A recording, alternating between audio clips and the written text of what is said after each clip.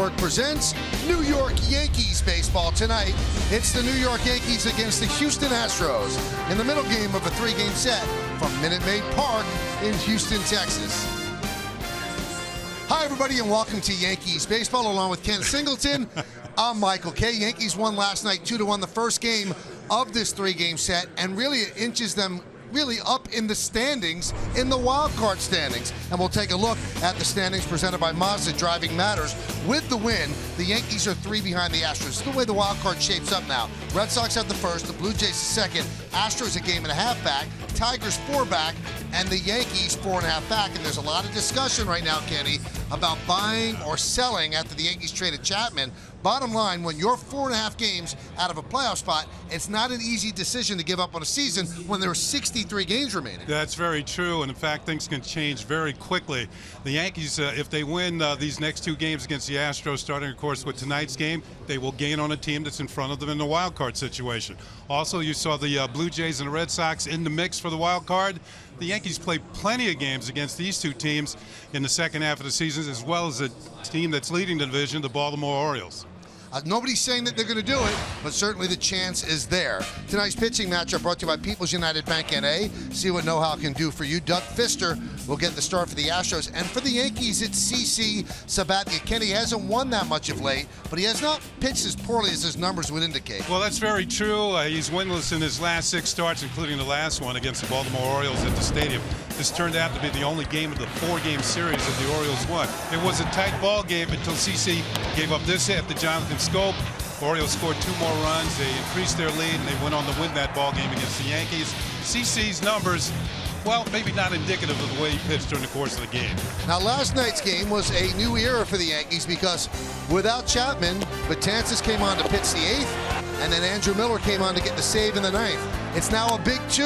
Meredith Maragovitz comes back, so breaks it down for us right here on Yes.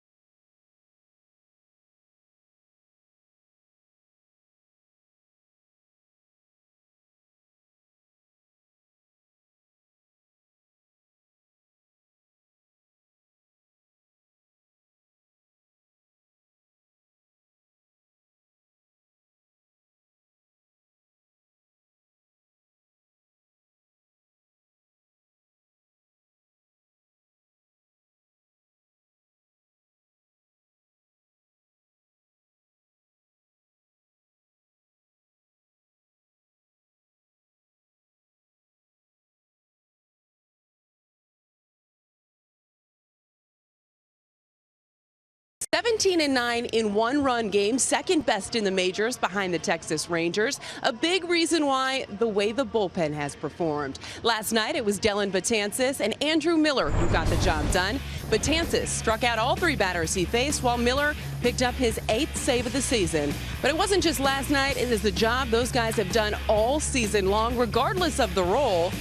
Big reason why a post-Chapman bullpen still looks pretty good.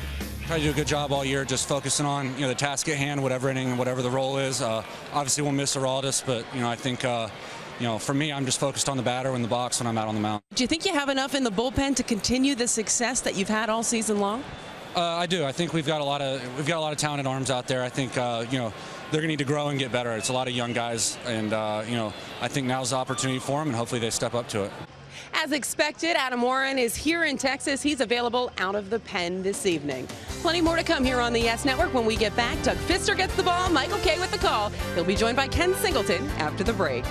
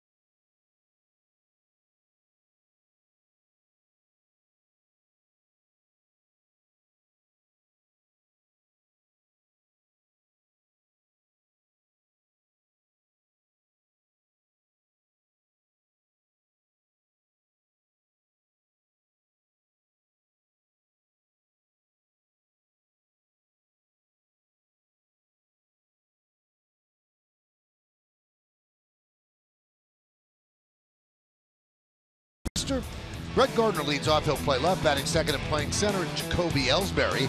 Carlos Beltran DHs again. He'll hit third. Brian McCann will catch. He's going to clean up. Good numbers against the Astros in 12 games lifetime. Mark Teixeira at first will bat fifth, batting sixth, playing shortstop D.D. Gregorius. Starlin Castro at second will bat seventh, batting eighth, playing third base. Chase Headley, and Aaron Hicks is in right field, and he will bat ninth. And for the Houston Astros tonight, in the middle game of this three-game series, 32-year-old veteran right-hander Doug Fister is on the mound. You can see he's made 19 starts. He's having a good year. 10-6 with a 3.42 ERA. Let's check out the pitcher scouting report brought to you by your Tri-Honda dealers. Sweet 16. He's made 19 starts. In 16 of them, he's allowed 3 runs or less. He's been very, very stingy. Only 4 other pitchers in the league can say that. Danny Salazar, Aaron Sanchez, Justin Verlander, and Jay Happ. And right-handed batters, you can see they're not doing much against him. 193. His best pitch is a sharp curveball. He's not a hard thrower. And his fastball up around 88, maybe 90 at times. So the home plate umpire, Mike Estabrook, is holding things up. He's pointing to something happening in center field. They're all looking back there right now. And now the second base umpire said, okay, now you can go. So Brett Gardner about to dig into the left-handed batter's box. We're about to start game 2 of this 3-game set. Gardner's ready. Fister is ready. And let's do it here in Houston. First pitch is lined to left field. Coming on is Marisnick, and he makes the play for the first out. Let's take a look at the Astros defense, which is presented by Geico. Marisnik in left, he's saved 10 defensive runs so far this year in limited time out there. Gomez in center, Springer over and right. In the infield, Valbuena is at third. He played first base yesterday. Correa at short, Altuve at second. Marwin Gonzalez gets the start at first. Evan Gattis behind the plate. And Kenny told you all about Doug Fister on the mound. There's Jacoby Ellsbury, and there's a strike. Yeah, when Gardner swings at the first pitch, it only behooves Ellsbury to take the first one.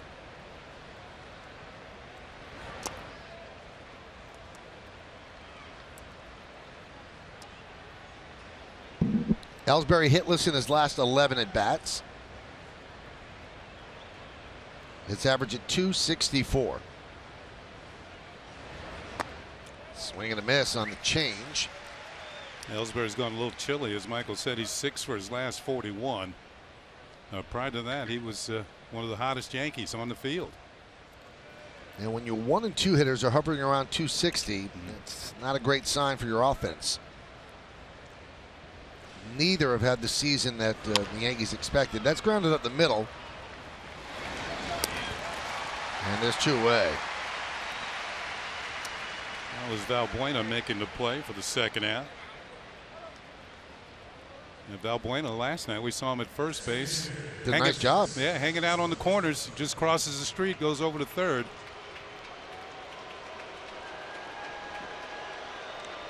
There's Carlos Beltran. A couple of hits and 4 at bats last night. And Fister starts him with a strike. Fister works quickly. And you see the 3 infielders on the right side for Beltran.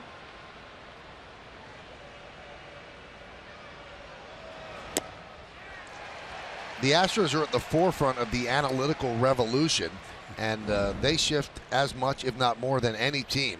And they have drastic shifts as well. Yankees are right up there with them.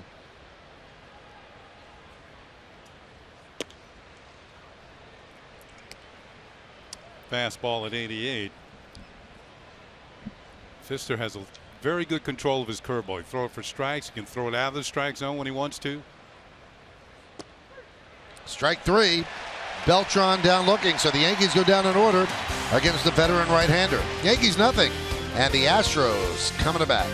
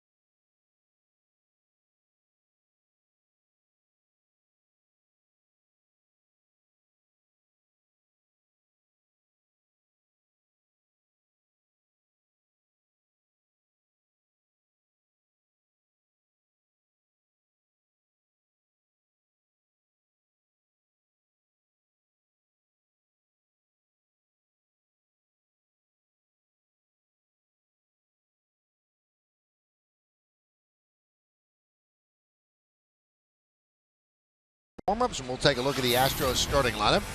George Springer led off the game yesterday with a home run against Pineda, and that was the only run the Astros scored. He leads off again tonight. Marwin Gonzalez at first will bat second. Batting third, playing second base, Jose Altuve leads the major leagues in hitting at .359. Carlos Correa at shortstop will clean up. Batting fifth and catching, Evan Gattis. Alex Bregman, the rookie, hitless yesterday, played third base very well. Today he DHs, he'll bat sixth. Batting seventh and playing third today, Luis Valbuena. Carlos Gomez hit into game-ending double play yesterday. Who's in center field batting eighth and batting ninth and playing left field, Jake Marisnik. CC Sabathia 1-1 in his career against the Houston Astros. Just turned 36 during his last start at Yankee Stadium. And there are the numbers on the year. Check out the pitcher scouting report brought to you by your Honda dealers. Got to turn it around. He hasn't had a win since June 16th. That's over 6 starts. 4 of his 5 wins this year are on the road. And in his 5 wins, he hasn't given up a home run. And by far, he's given up the fewest home runs of any Yankee starter, only 7 this year. So here's George Springer. 22 home runs and 60 runs batted in. He's trying for 23 right there. Big swing and a miss. Well, by this time last night, the Astros had a 1-0 lead. Springer hit the first pitch into the seats. The ascension of the Astros directly related to when they moved Springer to the top of the order. That one he rips to center field, but right there is Ellsbury for the first out. Let's check out the Yankees defense, which is presented by Geico. We've seen Ellsbury in center, so we start there. In left, it's Gardner. In right, it's Hicks. In the infield, you've got Headley, Gregorius, Castro, and Teixeira. That's third to first. McCann behind the plate. Romine had a big night last night, driving in the winning run. And Karsten Charles Sabathia is on the mound.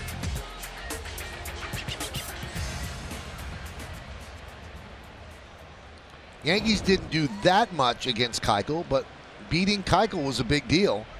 And this series is a big deal. The Astros one of the teams in front of them. And the Yankees haven't gained an inordinate amount of ground in the hot streak that started really before the All-Star break, but they've jumped over people. So it was like 5 or 6 teams that had to jump over for the second wild card. Now there's 3 that had to jump over, and the Tigers are essentially tied with them.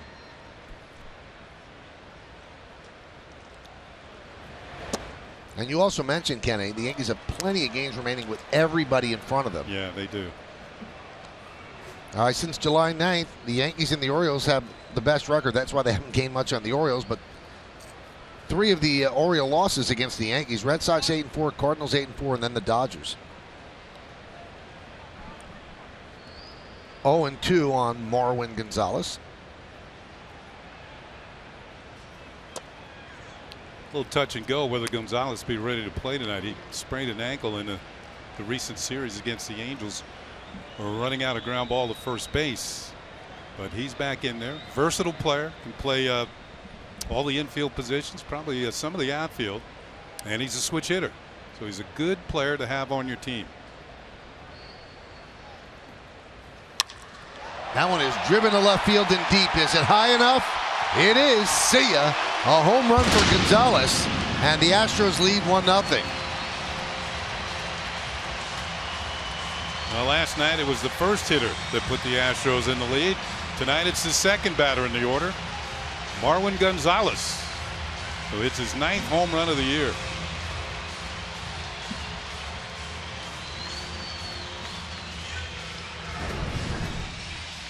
We'll take a look to see what the pitch is. CeCe was ahead on the count. This one didn't get in far enough. McCann wanted it maybe in and even off the plate because he was ahead on the count. Got neither of those. Gonzalez gets the bat to it. He knows it's gone as soon as he touches it off.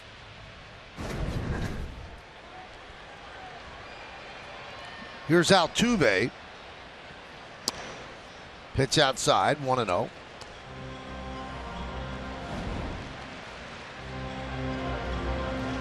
Boy, Altuve was really upset in the 9th inning yesterday on a check swing call and then a strike 2 and a strike 3 call. That could have meant the difference in the game. We kind of agreed with him, though. That was in the night. It was the 8th. I'm sorry. Yes. Betances, yes. But still, we kind of agreed with him. There's Dana DeMuth, who was behind the plate last night. Tonight, over at third. Altuve won't be sending him any Christmas cards.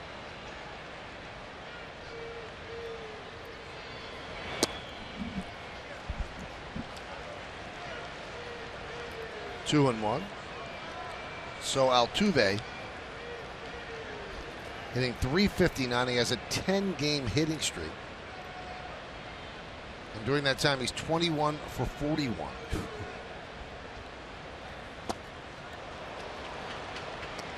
You know, one thing that's changed this year about Altuve, now they've dropped him down in the order. Now he's batting third. At the beginning of the year, he was batting first, as he had been for the last number of years here in Houston. But he's added more power to his game. He's got 17 home runs this year, which is a career high.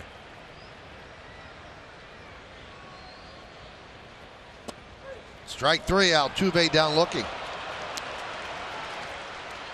Well, let's look at the game time weather presented by Bigelow Tea. 79 degrees, humidity 83%, wind is 2 miles per hour. Is it only 79 outside? There was a heavy rain today, so it possibly cooled it down, and the roof is still closed. About 72 to 74 inside. I'm surprised at 79, Kenny, that they don't open the roof. But I don't think they ever open the roof. You know, there might be some thunderstorms in the area. We're all afternoon. Here is Correa. Pitch low, 1-0.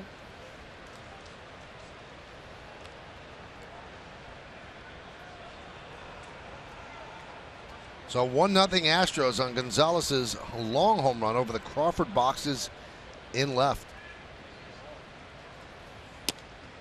Strike. Now they're called the Crawford boxes because what is it, Crawford Street beyond? I believe so. Yeah, just on the outside of the stadium here, Minute Maid Park.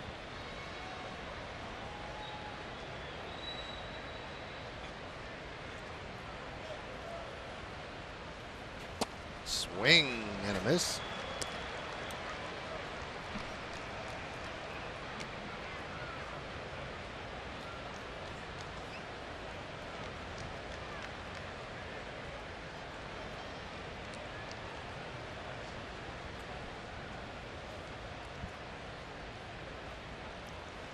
The veteran lefty deals outside. Correa just one of several #1 draft picks that the Astros have in their lineup tonight. Springer, 2011. Very next year, Correa. There's Bregman, who's last year he was a #1 pick. He's in the big leagues already. 3-2 on the Astros shortstop. Cleanup hitter in their lineup. Yankees don't shift drastically for Correa. Short, Castro's up the middle, and you see Teixeira off the line, but two infielders on each side of the infield. And a walk to Correa with 2 outs. That time CC tried to get it in. He wasn't going to leave it out over the plate. It was all going to be 1-0, and he walks Correa.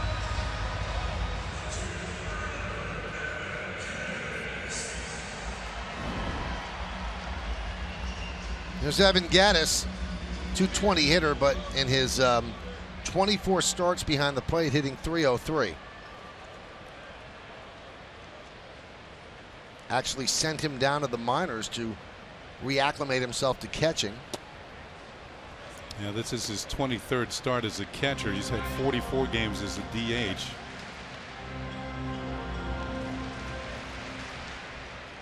Gattis standing in front of McCann, former teammates with the Braves and friends as well.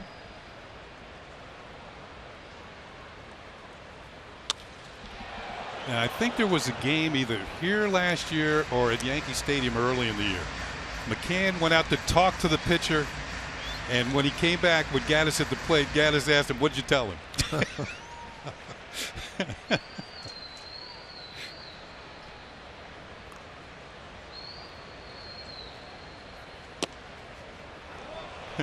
1-2.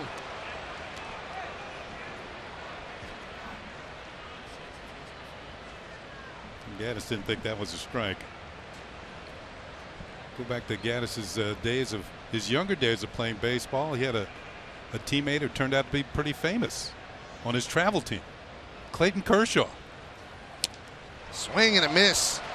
And Gattis down on strikes. Astros 1 run on 1 hit. And 1 man left. Off the bat of Marlon Gonzalez. He crushed it. For Gonzalez, his 9th home run of the year. For the Astros, a 1-0 lead.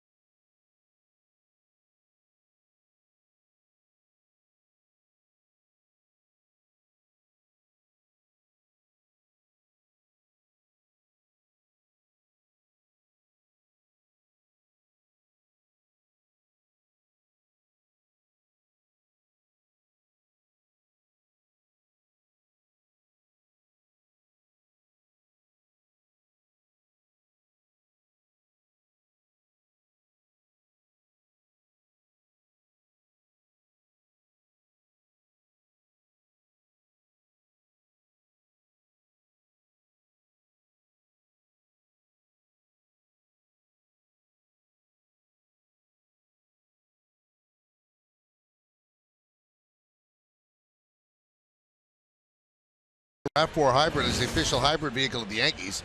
We asked, what kind of impact do you think Melvin Upton Jr.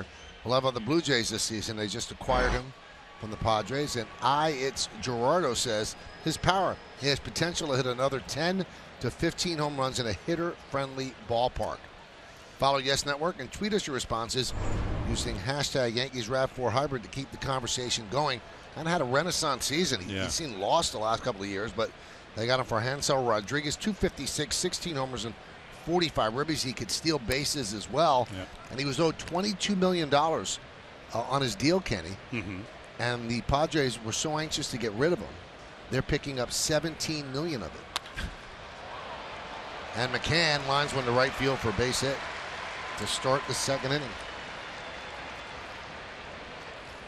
The thing about it, they're probably, what I understand, they're going to platoon him in left field with Michael Saunders, who's a left-handed hitter. And they're probably going to use him in right field when they give Jose Bautista a day as a designated hitter. But here's something that you think about. Bautista might not be there next year. Right. So, because he can be a free agent. And maybe Upton takes over in right field next year. Bautista can be a free agent, and Encarnacion can be a free agent.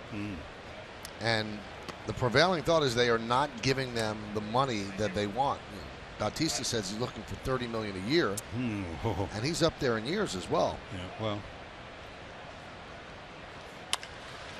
Teixeira rips one into the gap in left center field. It's a base hit, splits the outfielders, and it goes to the wall. McCann will stop at third. It's a double for Teixeira, and the Yankees have runners on second and third, and nobody out. Both line drive hits. McCann to right field, and Teixeira splits the gap in left center. Now, Teixeira's hit 6 home runs since coming off the DL on June the 25th, but he needs more hits of this variety. The doubles, the singles that move base runners around. As you can see, the center fielder, Carlos Gomez, gets it back in, but the Yankees are in business here. They're in a situation where a ground ball to short of second should tie the game. Honda League leaders, and it's most extra base hits by American League shortstops this year. Correa has 41, and the man at the plate, Didi, has 33. And he fouls that one back.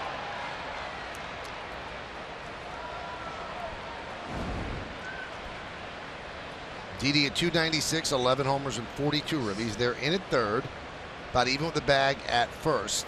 Remember, McCann does not have great speed at third, but they're back at short and second.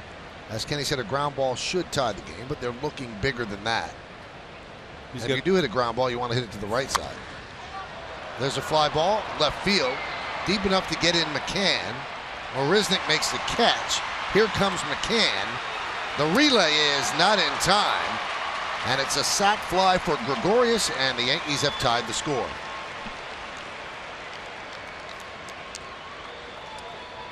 Well, a lot of these Astro outfielders have a number of assists, and one thing you have to remember about this ballpark, the fences aren't that far away, so they're not as deep as they would be playing in other ballparks. Marisnik is a very good defensive outfielder, and he makes the throw right on the money to Carrera, who decides to come home with it. McCann slides into his buddy, knocks the ball away, and scores the tying run of the game. He's lucky he didn't get his hand stepped on, and the Yankees have tied it up at 1. And Castro rips one through the left side of the infield for a base hit. Teixeira had to hold up to see if it got through, so he advances to third. 3 hits in the inning for the Yankees. First and third, 1 man out. It's a 1-1 game.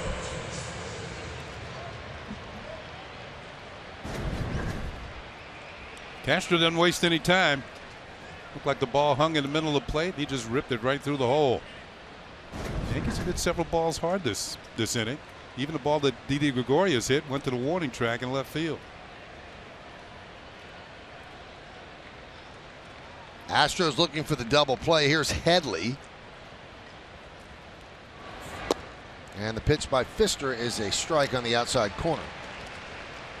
Pfister does not throw that hard. He's all about changing speeds, keeping you off balance. Teixeira's at third. Castro's at first. 1 run in.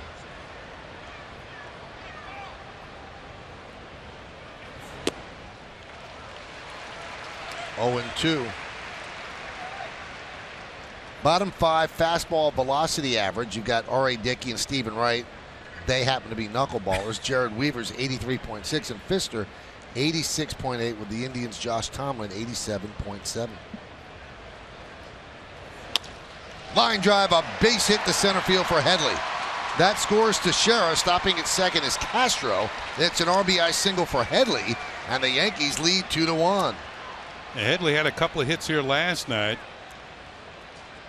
That was his 20th multi-hit game of the season. He's halfway there tonight with a single here that drives in a run. In fact, Headley's done a better job of hitting for average on the road this year. He came into tonight at 286 on the road, but 7 of his 9 home runs were at Yankee Stadium. So he picks up an RBI, puts the Yankees in the lead. 32nd ribby for Headley. And here's Aaron Hicks with runners on first and second. Still one out. Hicks has 3 hits in his last 31 at-bats. He's batting 9th and playing right. 191, 3 homers, 17 runs batted in. So 4 hits this inning so far against Pfister. 1-1.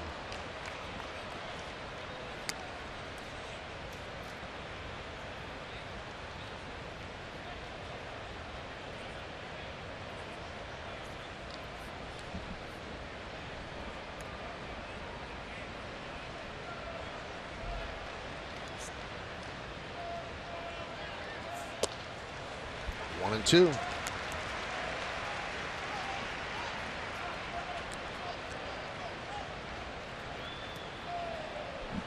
All year in terms of runs, the second inning has been the Yankees' most productive.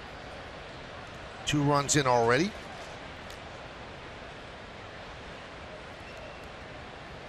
First inning, not so much. And that used to be their big inning.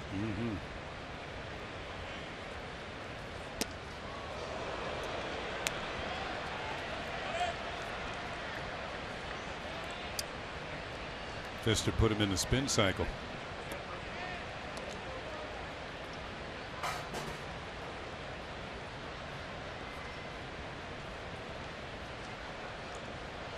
Two balls, 2 strikes, 1 out. First and second.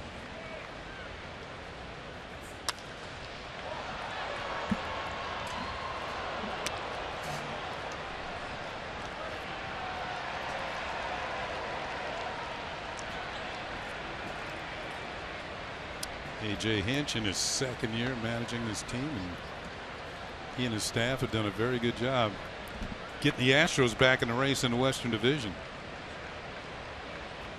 because they were buried early in the season. Swing and a miss. Hicks down on the chains, 2 away. Second strikeout for Pfister. Yeah, slow curveball. He took a lot off of that one. Told you he can throw it at various speeds, and he gets a strikeout of Hicks.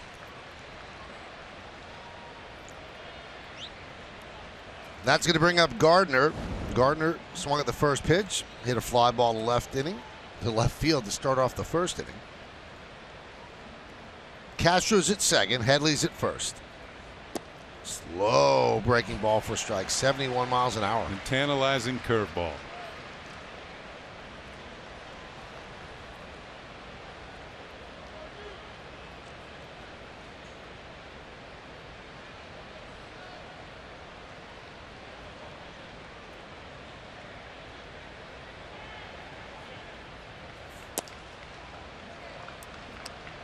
That's his best heat, 88.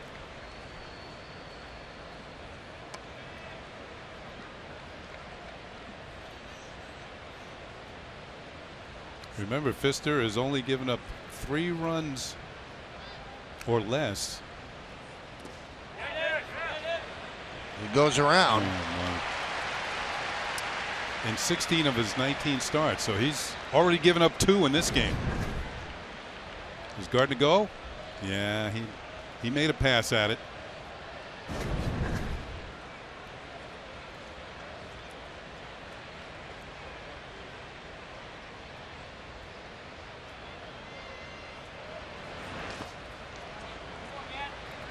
Two and 2 now.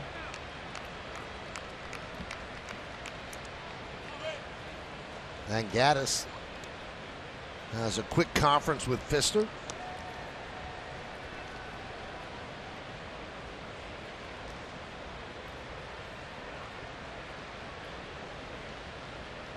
Fister threw 9 pitches in the first inning.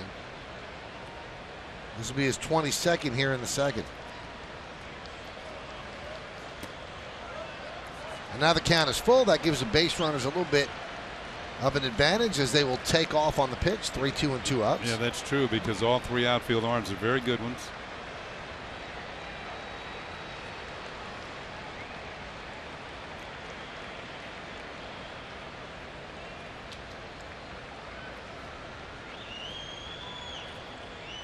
Runners go. And that one's grounded foul. They'll do it again. Came in with another slow curve ball.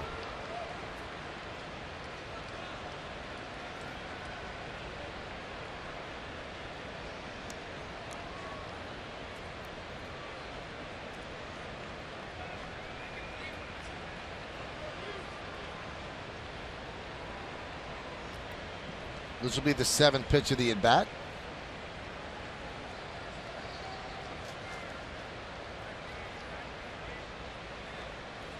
Runners go, and the 3-2 is up and in. That loads the bases for Jacoby Ellsbury. Fister was trying to pick off the inside corner after all that slow stuff with his best fastball. And his control hasn't been as good as it usually is either in this inning. I mean, he's missing his spots. The Yankees are hitting the ball hard. He tried to make a 2-seam fastball dart back over the plate, but it was up and in for ball 4.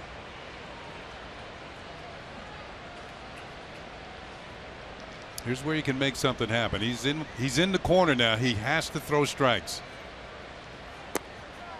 And there is a strike. Ellsbury's 0 for 5 in the series. He is yet to get the ball out of the infield.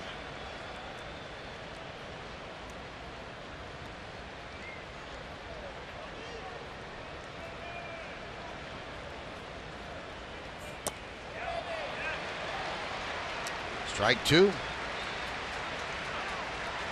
So Fister quickly ahead in the count, 0-2.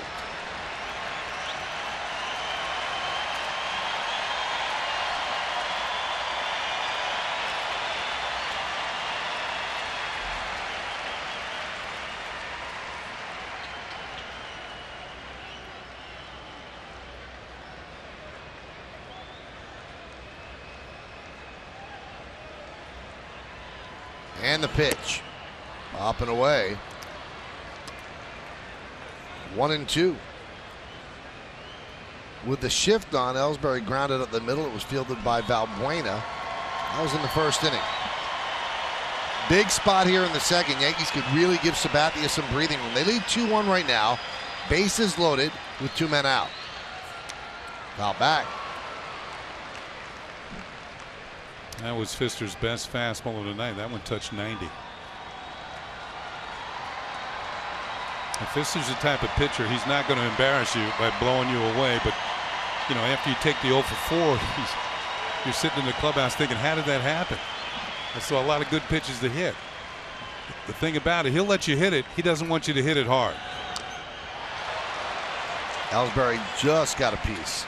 And we saw a shot of CeCe in the dugout there. He's kind of fallen into that category as well. In fact, I think CeCe has the softest contact in the league.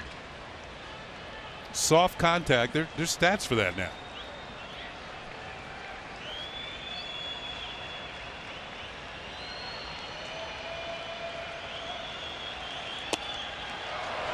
All right, so the count 2-2 now on Ellsbury. Fister tried to do the same thing with him as he did with Gardner. There's the lowest exit velocity in the American League, and CeCe 85.8%.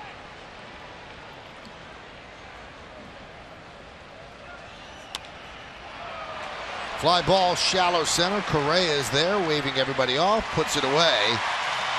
But the Yankees did have the bats come alive after going down 1-2-3 in the first inning. McCann, Teixeira, Headley, the whole gang. It's 2-1, but they did leave the bases loaded.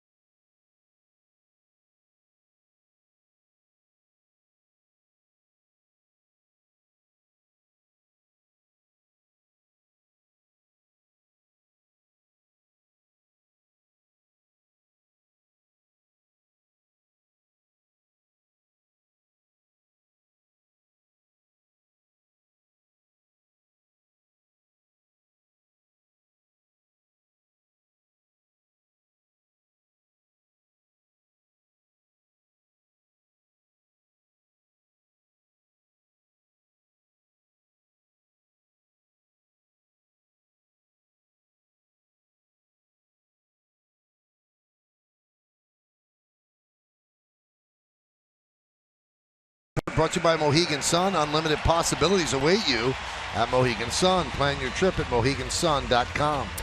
Well, the running Astros, they lead the American League in stolen bases. They have several guys get on, particularly Altuve. They're going to go. Pitching and defense.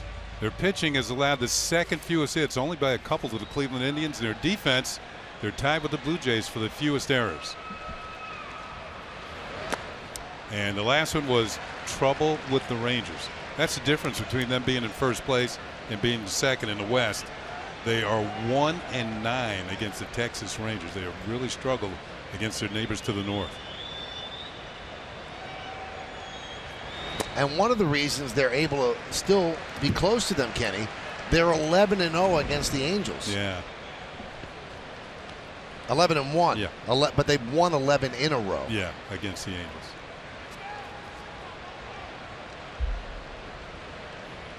Here's a 2-0 to Bregman. And it's kind of coincided when the Rangers went on a cold streak. The Astros got hot, and they took a lot of numbers off of that lead. At one time they were 11 games behind the Rangers. Now only 3.5. And they've allowed Seattle back into the race. CeCe barehands it to get Bregman for the first out. CeCe goes after this one like it's the last biscuit in the basket, and he comes up with it. Gonna make the throw to first. Somebody pass the butter. Here it comes. And he's got it. Makes a nice play on Berkman, who's looking for his first hit. In his major league debut last night, Bregman left 6 runners on base. Here's Valbuena. He had 3 hits last night, his 9th 3-hit game of the year.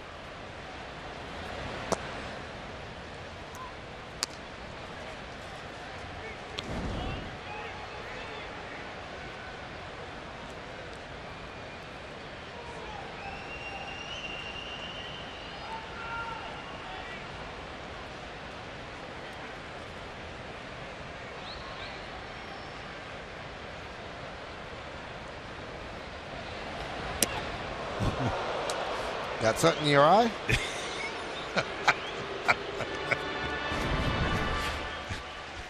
Can you see this? Oh,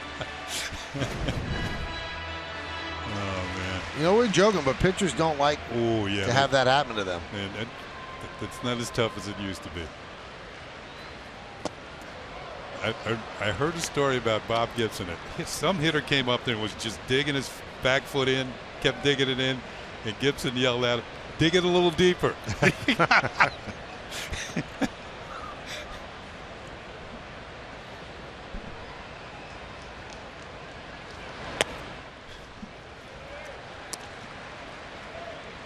He was not somebody to mess with.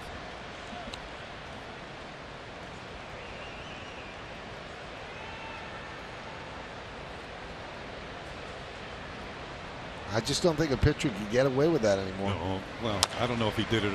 Oh, almost a second bare hand. There's a bare hand. And falling down. The throw gets by Teixeira, but still down is Valbuena. Oh, no. And Teixeira will step on first. We'll see if Valbuena's okay.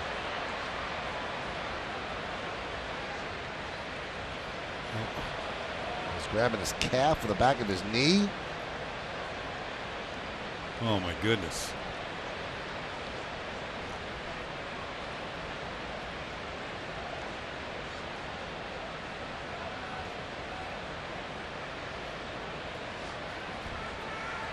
You can see him taking deep breaths.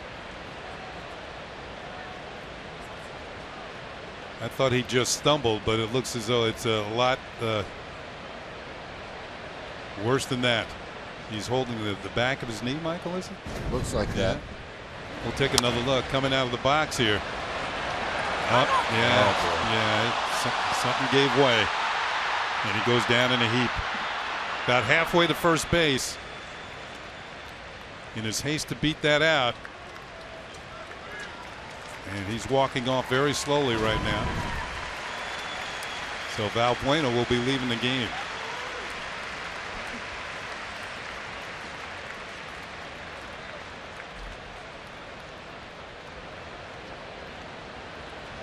Because of Valbuena's misfortune, the Yankees catch a bit of a break because Didi threw that pass to Teixeira. And because Valbuena was down on the ground, Teixeira was able to get the carom off the fence in front of the Astro dugout and just touch first. Now A.J. Hinch only has a 3-man bench, and none of them are infielders.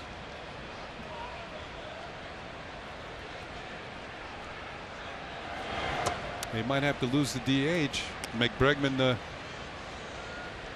play third base again. Maybe they can maneuver some other way with their players on the field. It's also hard, Kenny, to lose a DH when you only have a 3-man bench. Because you're going to have to pinch hit for the pitcher at some point.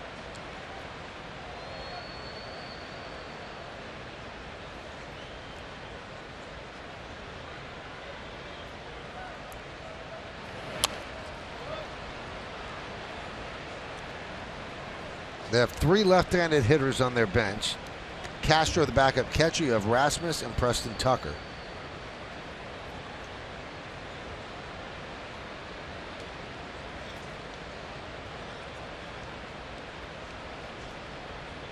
The 1-2. 2-2.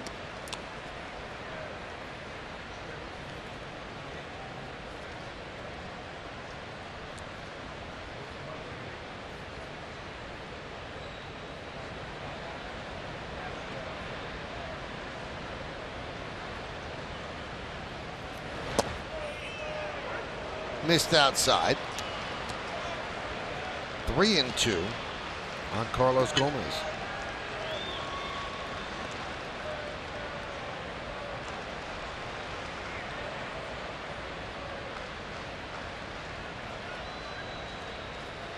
Swing and a miss. Gomez down on strikes. So CeCe works a 1-2-3 inning. We go to the third. Yankees lead this one 2-1.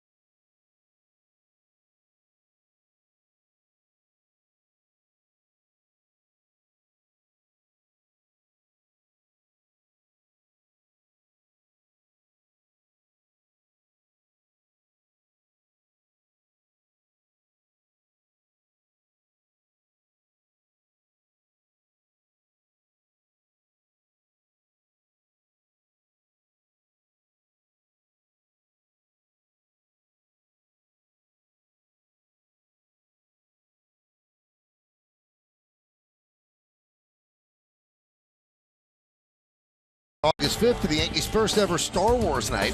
There'll be a special Star Wars theme throughout the night and appearances by some of your favorite Star Wars characters. In addition, the first 18,000 guests in attendance are going to receive a special R2-D2 Yankees knit cap. For tickets, log on to Yankees.com, visit the Yankee Stadium ticket window, Yankees clubhouse shops, or you can call Ticketmaster at 877-469-9849. So Marwin Gonzalez moves from first to third, and Jason Castro takes over at first to replace the injured Valbuena at third. And that one's ripped foul by Carlos Beltran. Had a nice talk with Carlos Beltran before the game about when and how he became a switch hitter. And he said it happened in the minor leagues when he was in the Kansas City organization, and it was Kevin Long, who is now the Mets hitting coach and had been the Yankees hitting coach, who converted him to a left-handed hitter to go along with his right-handed hitter. He became a switch hitter in the minor leagues with Kansas City.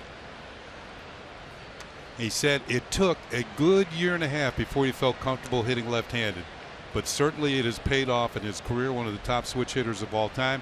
And he said at the All-Star game this year in San Diego, of course, Kevin Long was there with the Mets contingent.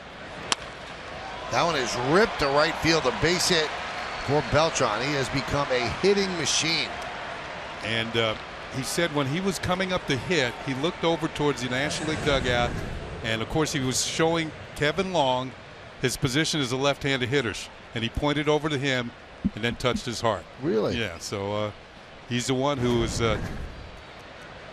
he's the one who turned Beltran into well, what turned out to be one of the greatest switch hitters of all time.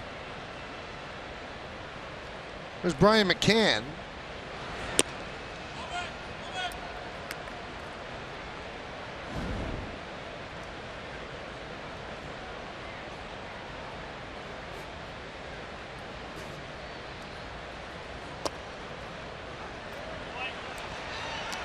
Now we showed you the changes before the inning started. That's Castro at first base, and it's his first appearance at a position in his career other than catcher. Whoa.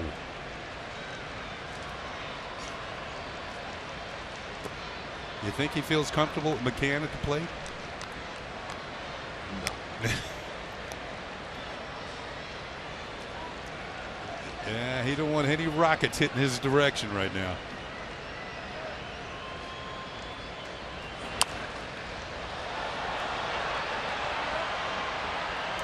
That one's in the seats on the left side. McCann started the second inning with a single. Came around the score. It's 2-1 Yankees. We're in the third. Middle game of this three-game set.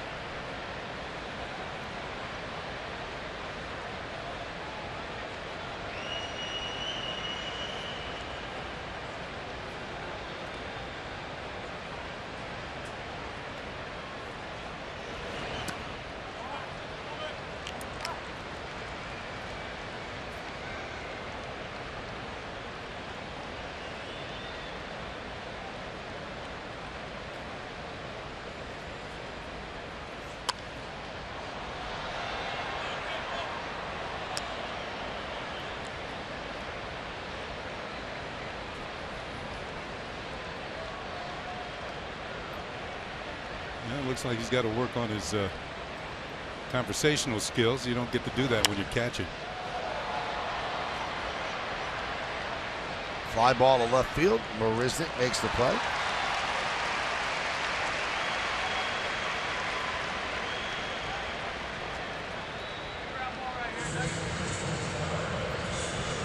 Now, the Yankees could take advantage of it, especially with the speed at the top. Two left-handed batters. You can lay down bunts that way and really test out Castro. We'll see if it plays a role as this game moves along.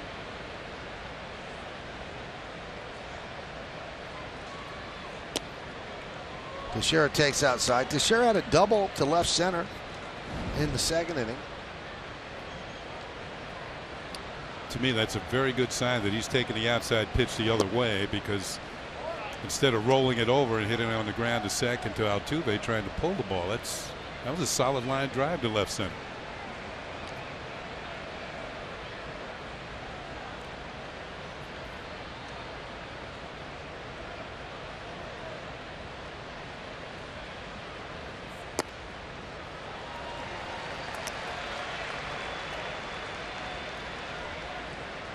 Two and one on Teixeira. With the double, Teixeira also scored later on in the inning. The Yankees' second run. That's the difference in the game right now. And that one gets away from Gaddis. And Beltran will jog to second. So Beltran now in scoring position. Looked like one of those. Looked like a changeup. Tell you what, a tough official scorer could give him a pass ball because he could have pushed his glove out a bit and made the catch. Yeah, maybe. But it is scored the wild pitch. Yeah, because it actually hit the dirt.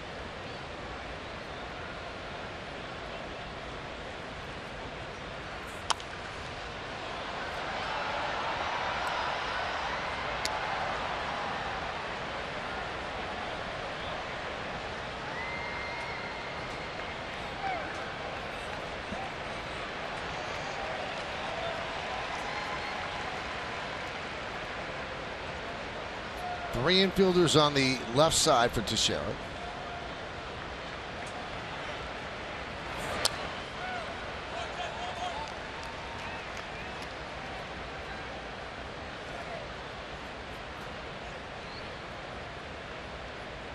The Yankees have the pitch count up to 57 already. Kenny, 5 of the last 6 batters have had at least 7 pitch at bats. Well, here's the thing. He had a quick 1-2-3 first inning. It's the last 2 innings that have really got them in hot water. And a walk to Teixeira. Now, you look inside the numbers of Fister's year, 10-6, 3.42, but against the West, he's 7-3, 2.31. Against all others in 8 starts, 3-3 with a 5.03. Opponents at 284 against them. They hit 82 points better than they do against the West batters. So Brent Strom, the pitching coach, comes out and will talk with his veteran right-hander. You know who the second guy to have Tommy John surgery was, Kenny? Brent Strom. Yep. And he didn't come back. No, that's... It shows you, well, it wasn't perfected as well as it is now. I mean, I'm sure that they've done so many of them. And Tommy John, the original, was so experimental. They weren't really sure how it was going to go. Dr. Job wasn't sure. It's funny you mention that because I'm reading the book now, The Arm. And it's very interesting to see how Tommy John, the procedure has, Tommy John surgery procedure has developed over the years. And one of the amazing things about it, more than 50% of the Tommy John surgeries are now done on high school kids and college kids, which means they're getting burnt out very early. Grounded to first. Castro goes to second, 1, and that's all they'll get. Moving to third is Beltran.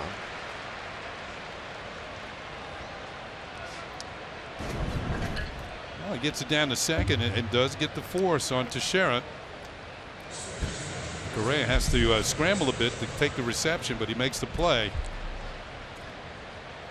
And there are now 2 down.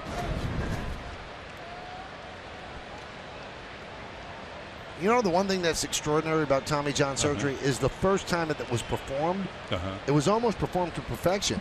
He pitched so long after that. He pitched longer after that than he did before. Here's Castro, runners on the corners. Slow roller, going to be a very tough play. Gonzalez charges, fires, not in time. Scoring is Beltran. It's an infield RBI single for Castro, and the Yankees lead 3-1.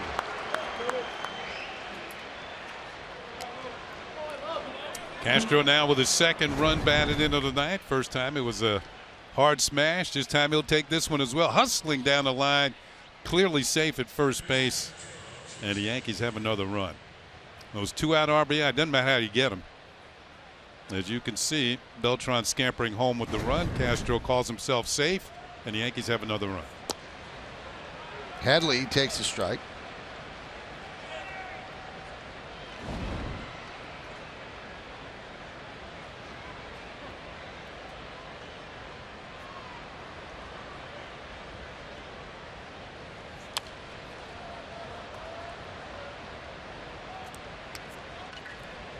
That was a dangerous pitch that Headley just fouled off. That was right there for the taking, and he fouled it off.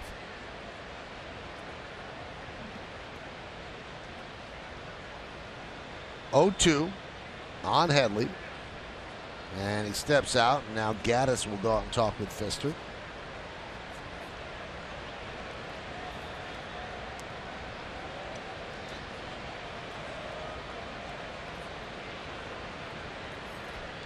This copyrighted telecast presented by authority of the New York Yankees and may not be reproduced or retransmitted in any form. The accounts and descriptions of this game may not be disseminated without the express written consent of the aforementioned New York Yankees.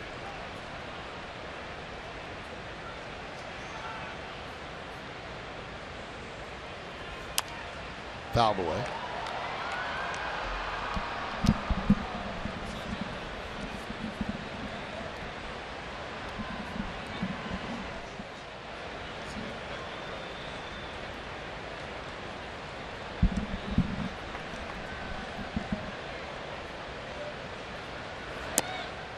Let's go back to the second inning. It wasn't Castro who drove in that run. It was Headley who drove it in. Didn't mean to take an RBI away from Chase. Well, the infield single that gave Castro an RBI is 40th of the year. 40th ribby, not infield single. Swing and a miss. Headley down on strikes. But the Yankees get a run on 2 hits. 2 runners left. We go to the bottom of the third. 3-1 Yanks.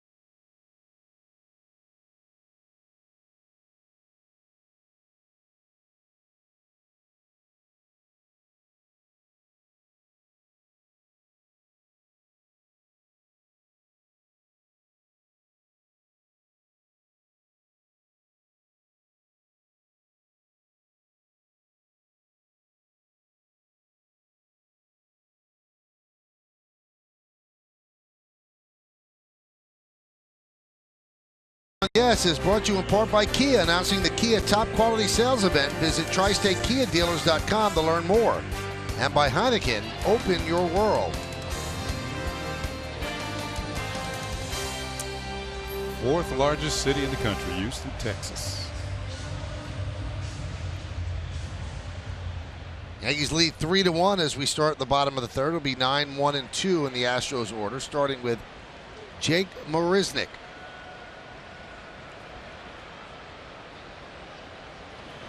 Shows bunt, takes outside. 1-0. Last 11 games, Marisnick batting .355. But .213 overall.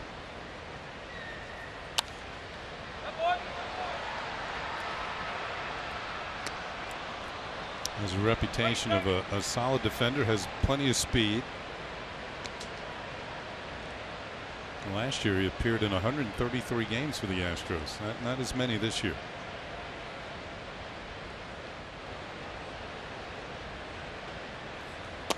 He's not on that pace. Well, with CC strikeout of Gomez, he passed Mel Stoudemire on the Yankees strikeout list. He's 7th on the franchise all-time list. Next up, 18 strikeouts away, Mike Mussina.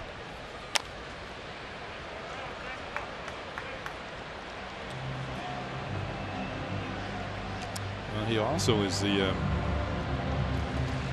active strikeout leader in the major leagues. Of course, this is his 16th year in the majors.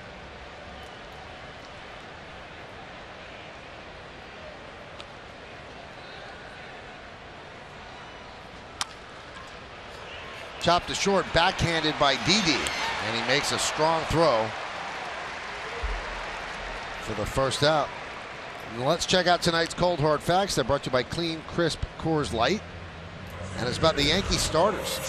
They have been outstanding of late. In their last 9 games, the starters one-loss record 6-1. ERA of 1.75. That's the best in baseball since July 17th. You see the walks to strikeout ratio. Opponents at .212 against them. And in 9 games, they've allowed 4 home runs. Michael Pineda was very good yesterday.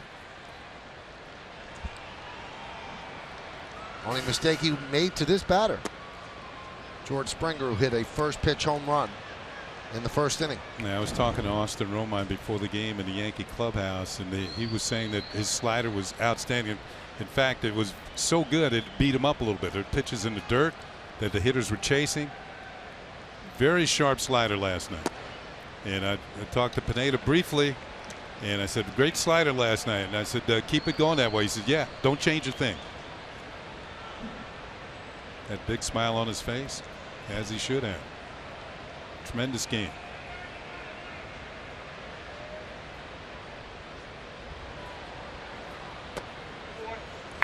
Two and one.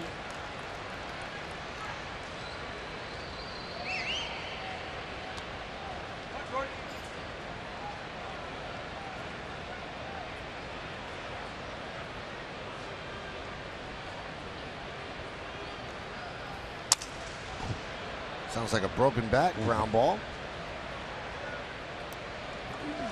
More on Pineda. Here's Meredith Maragovitz. Well, guys, you talked about how great that slider was for Michael Pineda last night, but they came in with a very definitive game plan. Austin Romine told me after the game that it wasn't just about that slider. It was the fact that he was able to elevate his fastball in the zone. They knew coming in that this Astros team likes to chase, likes to hit fastballs, so you have him looking down and away with the slider and then up in the zone with the fastball. That was a killer combination for Michael Pineda last night. Yeah, I thought it was a good matchup for him because these Astro hitters are very aggressive. They lead the league in striking out. And he had a strikeout pitcher on the mound. So he had 8 strikeouts in his 7 innings.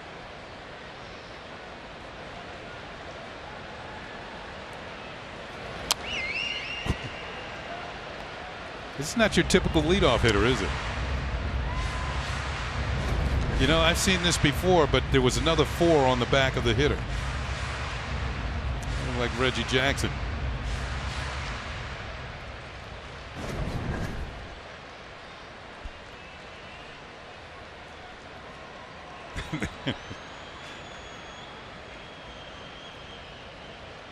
There's only one Mr. October.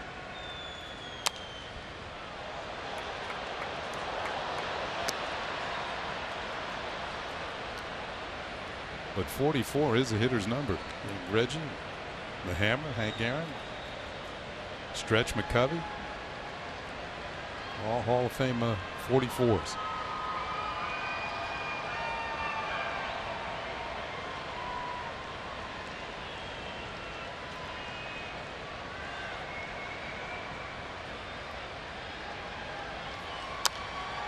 What number did Gretchen have with the Orioles? Do you remember? Because I think he had 9. Number with the 9. A's. He had number 9. He had number 9 with the A's, and he had number 9 in Baltimore. Just doesn't seem like a number 9. Number 9's a Ted Williams wore number 9. Roger Maris wore number 9. Yeah, that's pretty good hitter's number 2.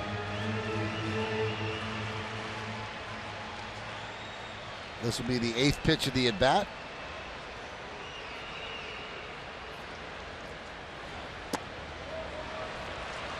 Three and 2. That's CC's 4th 3-ball count to the first 10 hitters.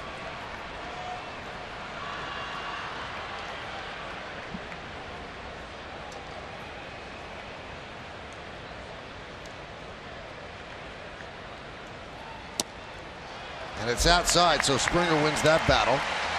Today's pitch count, it's 50, brought to you by the Acura Summer of Performance event. And it's 29 strikes and 21 balls.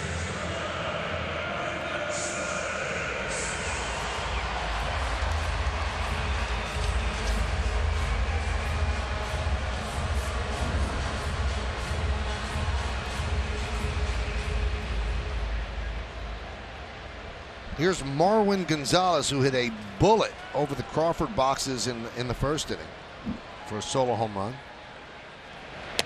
Pitch outside. And it also gave him a 10-game hitting streak. So here's your number 9.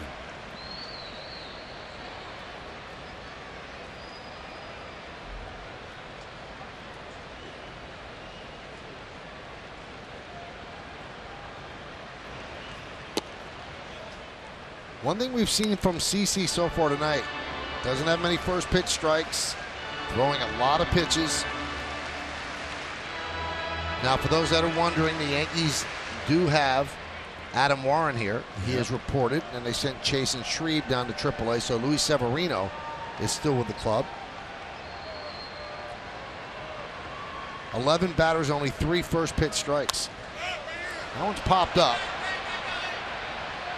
Teixeira is there for the second out.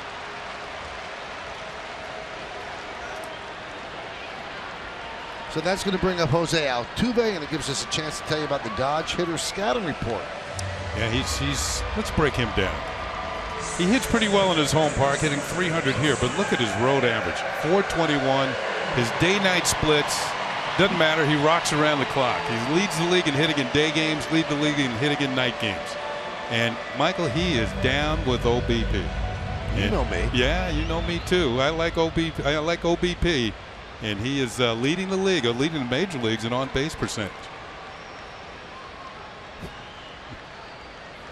Altuve swings at the first pitch and hits it to right center, drifting over is Ellsbury. He'll make the play, and that will do it. No runs, no hits, no errors, and 1 man left. 3 in the books. 3-1 Yankees.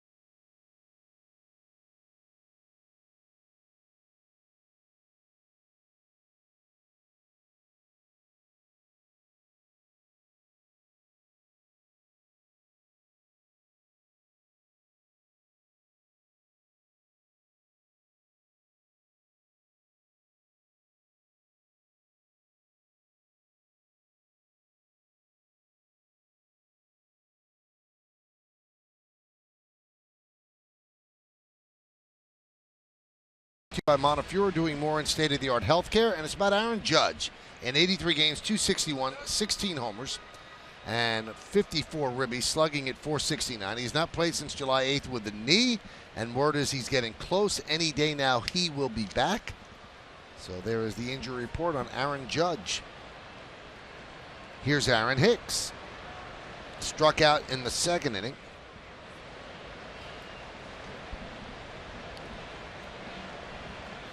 Who's here? The Admiral, David Robinson. Audi scoreboard 3-1 Yankees. Top of the 4th inning. Naval Academy. When he went into the Naval Academy, he wanted to eventually be a submariner. But he grew too much. He grew like 5 inches, went over 7 feet. And there's not many 7-footers that are working in submarines. They're kind of tight spaces. A-Rod and Teixeira. Well, he towers over A-Rod, and A-Rod's about 6'5". Dylan Betances also talked to him a little bit. That was a little bit of a closer ratio. Did he get a chance to stand next to Altuve?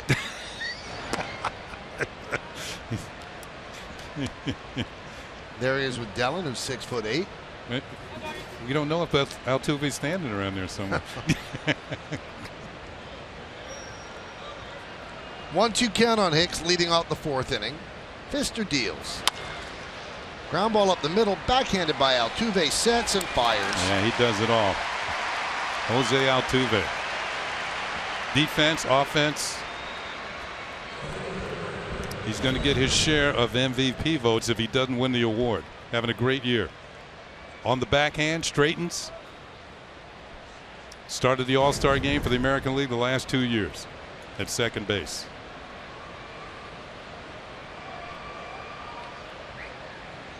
You know what I love about Altuve's success?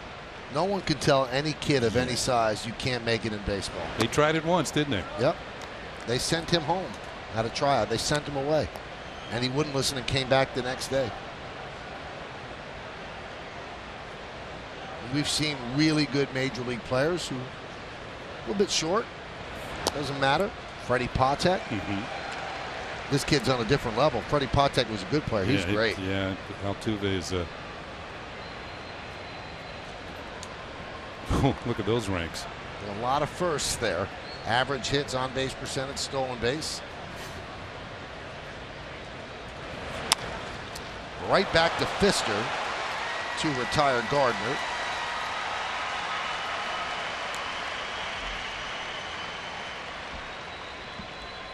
So Fister looking for a bounce back inning here.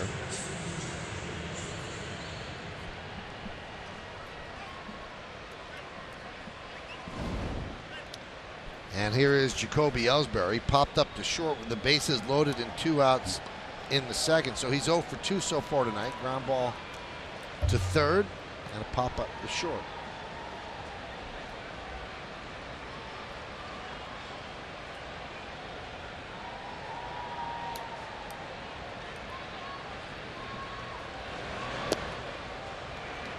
There's a strike. 3-1 Yankees lead. They won last night 2-1 the first game of this 3-game set. They have 2 tall pitchers out there in this game. CeCe's about 6'7". Fister is 6'8".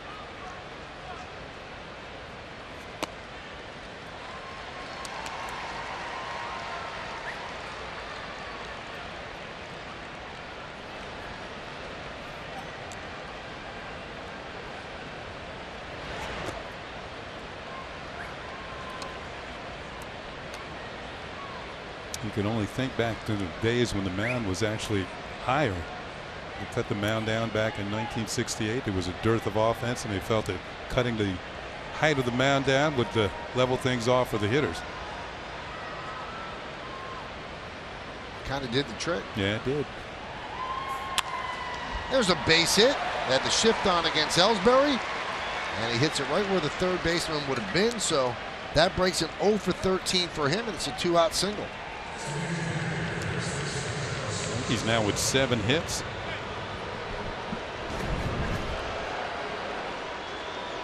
Out over the plate. Ellsbury goes with it. Nobody home at third. Easy base hit.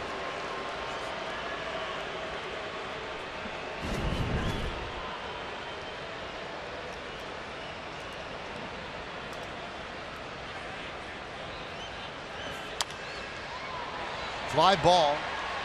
Left field, long run for Marisnick.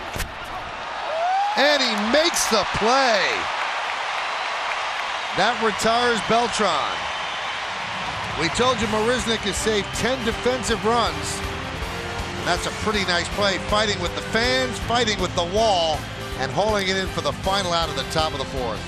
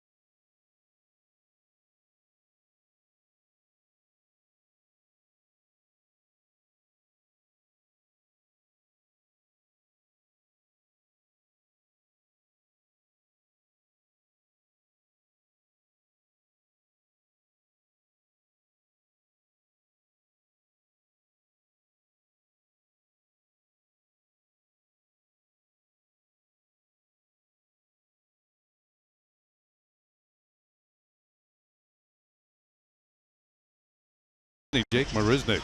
This is on Yesmo, brought to you by your Mercedes-Benz Tri-State dealer. Look at the reaction of this lady right here. Oh my goodness. He didn't.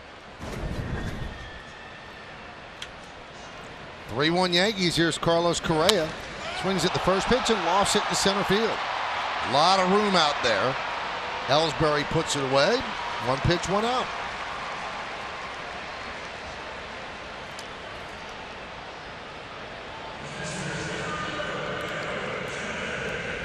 That's going to bring up Evan Gattis.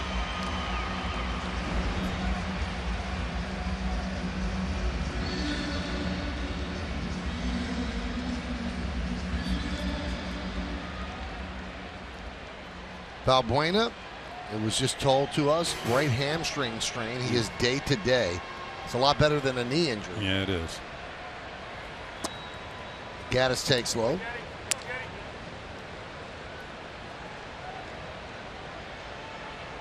You're trying to beat out an infield hit. You reach back for a little extra, and the hamstring went.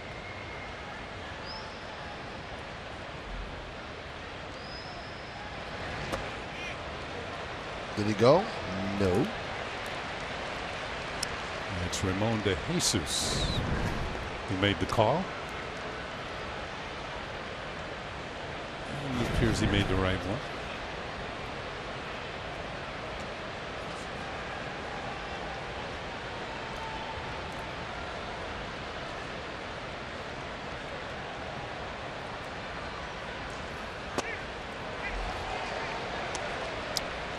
No appeal on that one. He went through.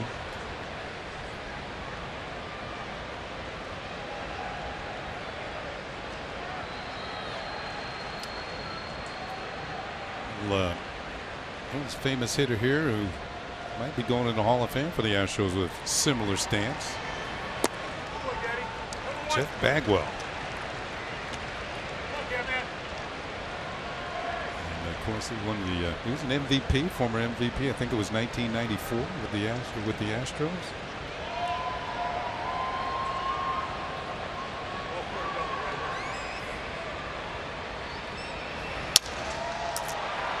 Caught by Teixeira for the second out.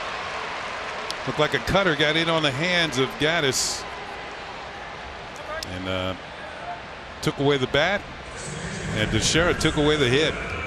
This is on Yesmo. He tried to fight it off. You can see the bat had given way, and Teixeira with the ups.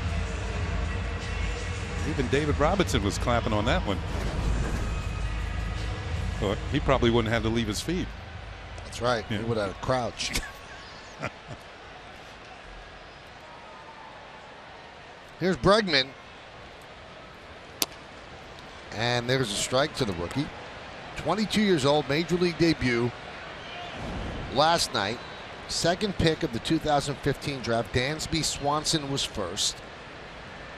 And the first position player from that draft to make it to the big leagues. And that's a pretty short cooking time for a prospect. 13 months. Well, he did well in the minor leagues, or else he wouldn't have been. Wouldn't have been here so quickly. Very few prospects are labeled can't miss. He's considered a can't miss. The 0-2. Oh, he just saw him swinging this.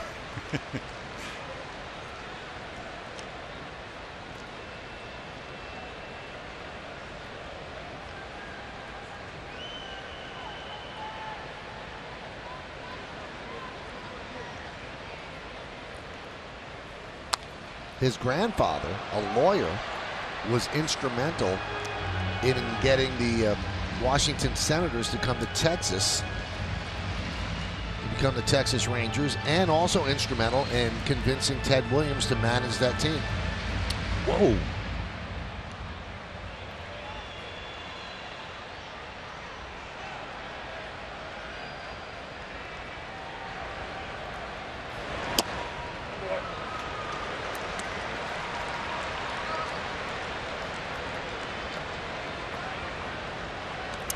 Well, when the Rangers first got to Texas, They played in the old AA park. They expanded it by putting bleachers around the outfield fence.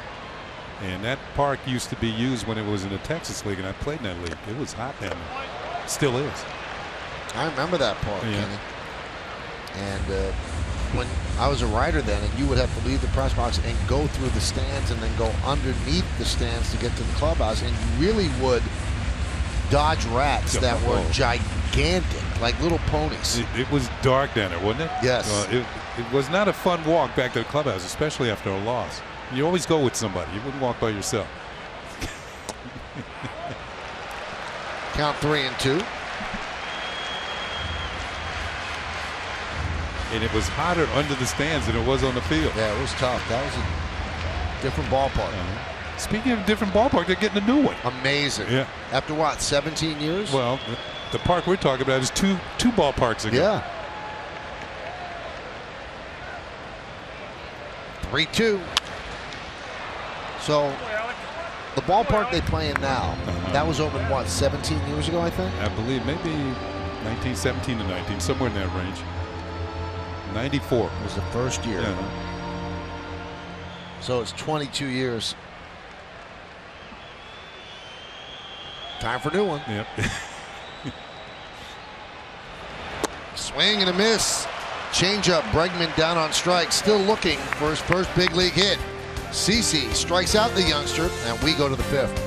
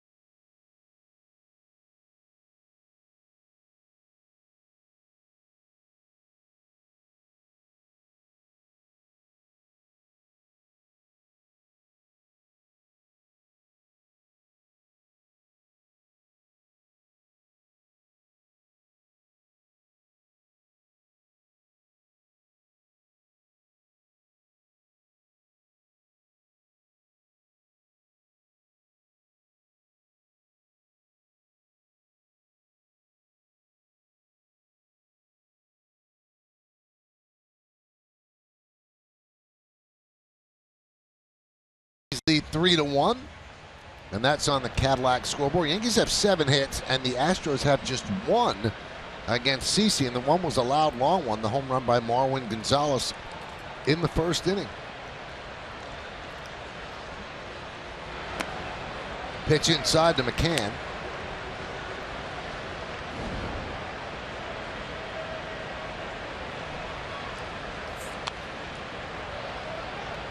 Foul bat.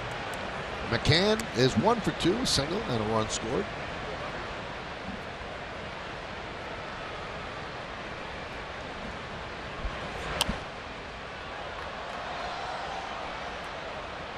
Pitch count on Pfister climbing. He's at 82.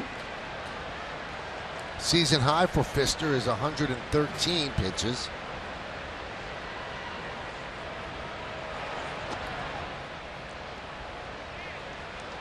And that hit him. So McCann will take first. Down in and breaking ball. Pfister's looking in there like, did that really happen? Yep, got him on the toe.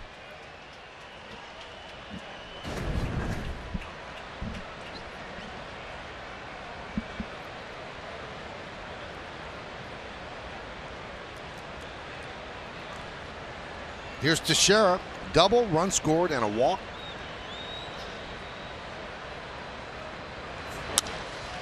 And a base hit. Kenny was saying earlier, taking the ball to left field usually a sign that the swing is coming around. And back through the middle when you're struggling, that's what they tell you to do. Just try and hit it right back where it came from. And it makes you stay on the ball a little bit more. He's going to make enough mistakes inside that he'll be able to pull it. Another pitch out over the plate. Good hitting, Mark Teixeira. And with the shift on, there's only one man on the left side. He wasn't even in the frame, couldn't get to it. And the Yankees have 2 men on, nobody out here in the 5th. Some action in the Astros bullpen. They have 7 righties, 1 lefty out there. They carry 8 relievers. That's why they only have a 3-man bench. Pitch to Didi is up and away.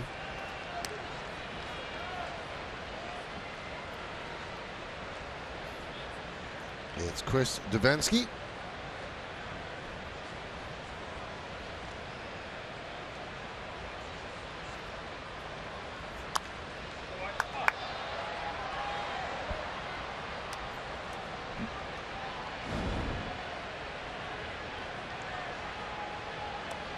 I saw Didi's reaction after he fouled that pitch off. Looked like his swing is a little long.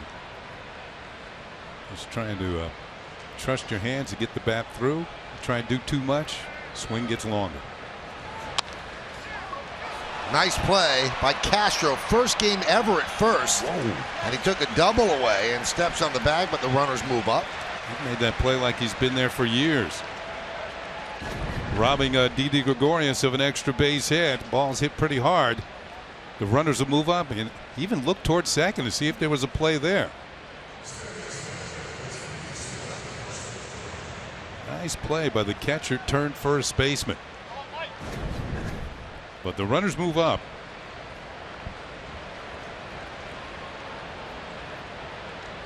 And a quick trip to the mound by A.J. Hinch. The entire infield is joined in. He's got 2 catchers to help through, Gaddis and Castro. But Hinch doing most of the talking. It could be, do you want to walk Castro to set up the double play, load the bases? Well, here's the deal. Castro has 2 hits. I know one of them was an infield single, but Headley's got a hit and an RBI as well. So it should be interesting to see what they do here. And Headley's a left-handed hitter. Where are they going to play the infield? It looks like they're going to be in the middle infield about halfway.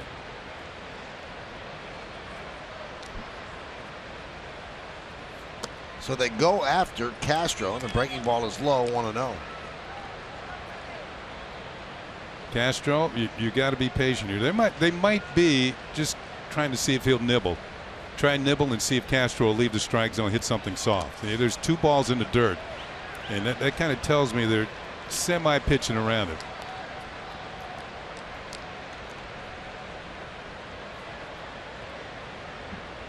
Sometimes Castro is not the most disciplined hitter, and they're trying to make him chase.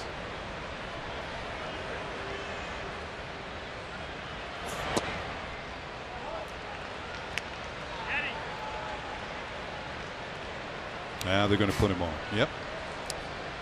And they weren't going to give him anything. So that's the unintentional, then intentional walk. So Headley knows exactly what went on in front of him. So it's a challenge for him.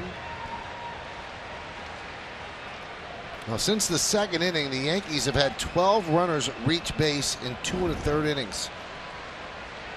They'd like to build on this 3-1 lead. Here's Headley, who's 1 for 2.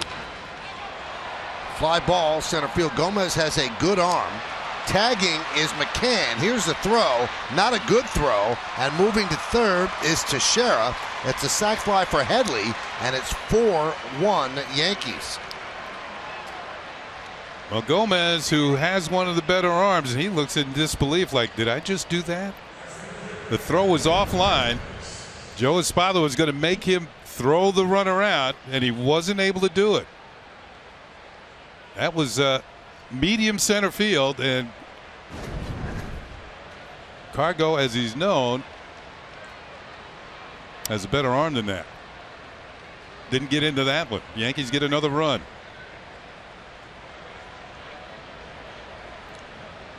So first and third, now 2 outs. Here's Aaron Hicks. There's a base hit to right field. It'll go into the corner. Scoring easily is Teixeira. Castro hustling around third. They're sending him home. The throw is cut off. Throw to third, not in time. And the Yankees lead 6-1. 2 ribbies for Hicks, and the Yankees have given Sabathia a comfortable 6-1 lead. Well, we mentioned the fact that Fister, in 16 of his starts, had only given up 3 runs or less. Tonight is now one of them. Ripped by Castro and into the corner, and that's set.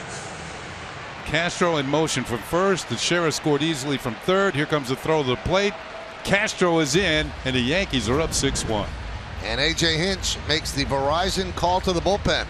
Davinsky will come in. Fister departs.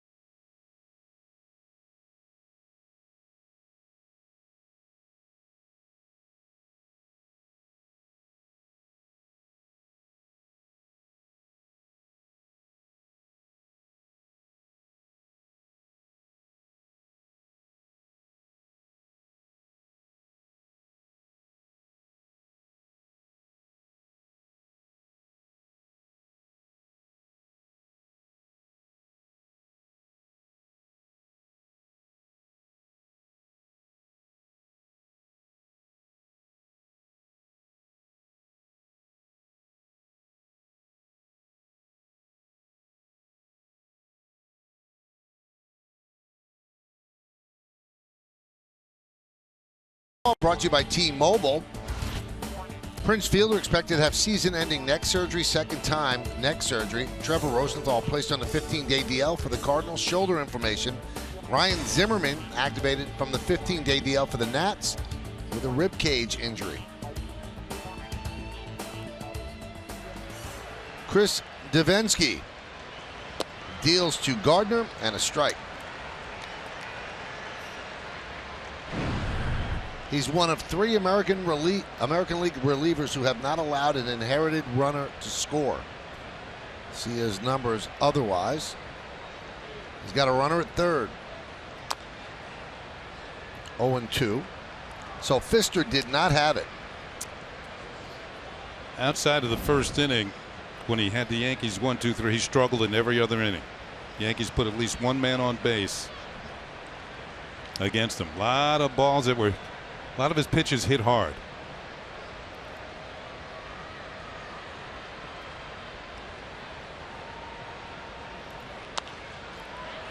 Fly ball, center field. Gomez is there, and that'll do it.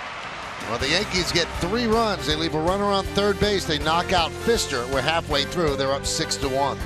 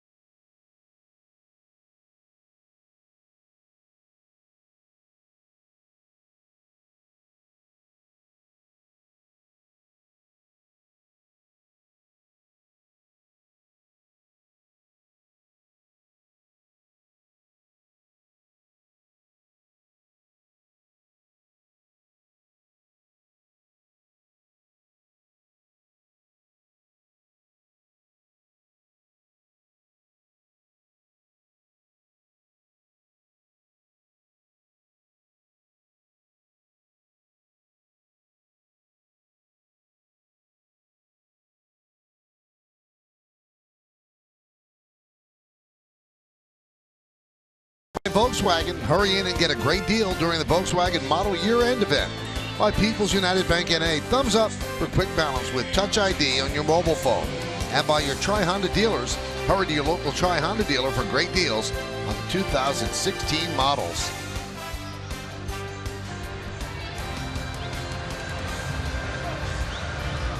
We go to the bottom of the 5th inning on the Cadillac scoreboard. Yankees 6 and the Astros 1. The train conductor just hanging out. What'd you say in our open? Orange, you glad you're watching? There you go. That's what he's doing, watching oranges. Here is Jason Castro, who took over from Valbuena. Swings at the first pitch and grounds it to Castro. And there's one away. So Castro to Castro.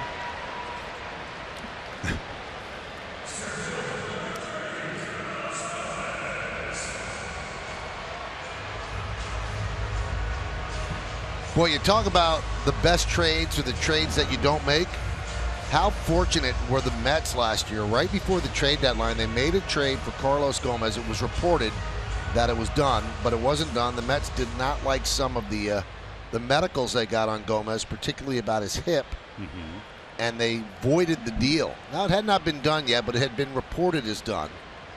And after they didn't get Gomez, they moved on to get Cespedes, who helped them get to the World Series. So imagine if they had gotten Gomez, who really is having a terrible year this year. And eventually they re-signed Cespedes. Yep.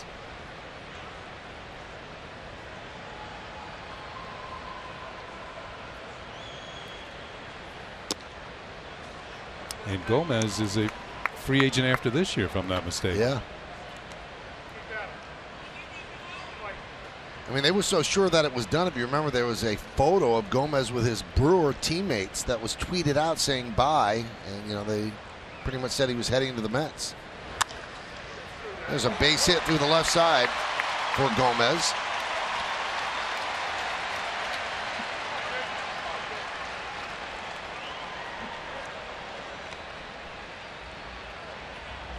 Spathi wants a new baseball.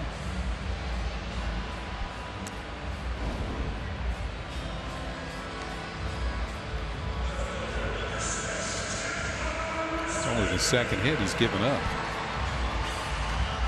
Gonzalez's home run the other. Here is Marisnik. As we go back to the top of the order, Marisnik 0 for 1 with a walk.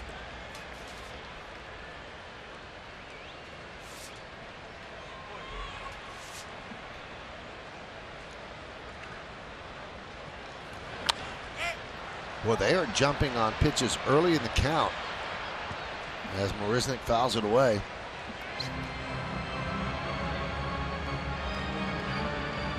Marisnik swings at the first pitch 41% of the time and hitting over 400 when he puts that first pitch in play.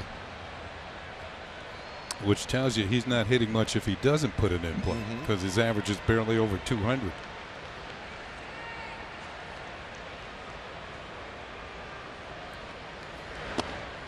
So from that point on, if he fouls it off, it's been a tough go for Jake Marisnik.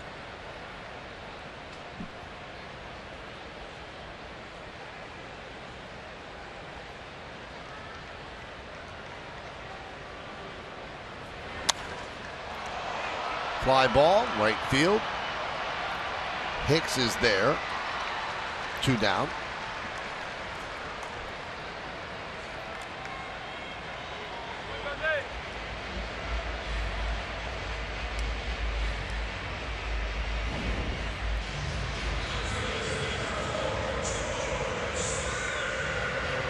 Talked about Springer going to the University of Connecticut, a #1 draft by these Astros. It's the highest any player has ever been drafted out of the University of Connecticut in baseball. They've had some #1 picks in basketball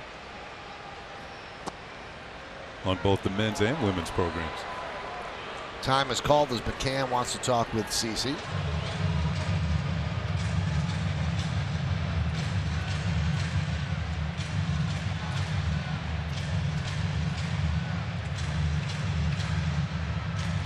His hometown is New Britain, Connecticut.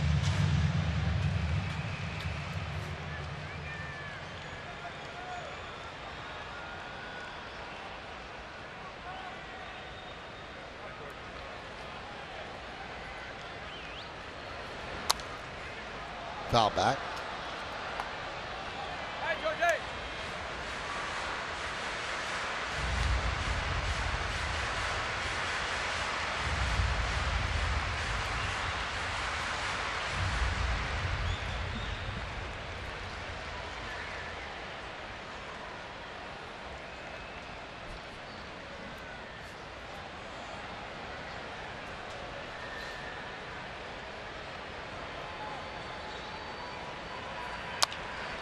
Foul away. Yeah, New Britain's kind of in the middle of Connecticut, so I'm sure that's on the borderline between the Red Sox and Yankee fans. That might be a town where they have split allegiances within households. Or fights. Well, I'll go with the split allegiances.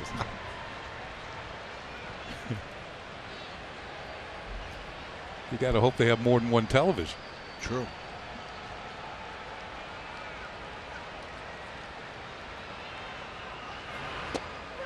Strike three. Springer down looking. No runs a hit, no errors, one man left. 5 strong for Sabathia. We go to the 6th. Yankees up 6-1.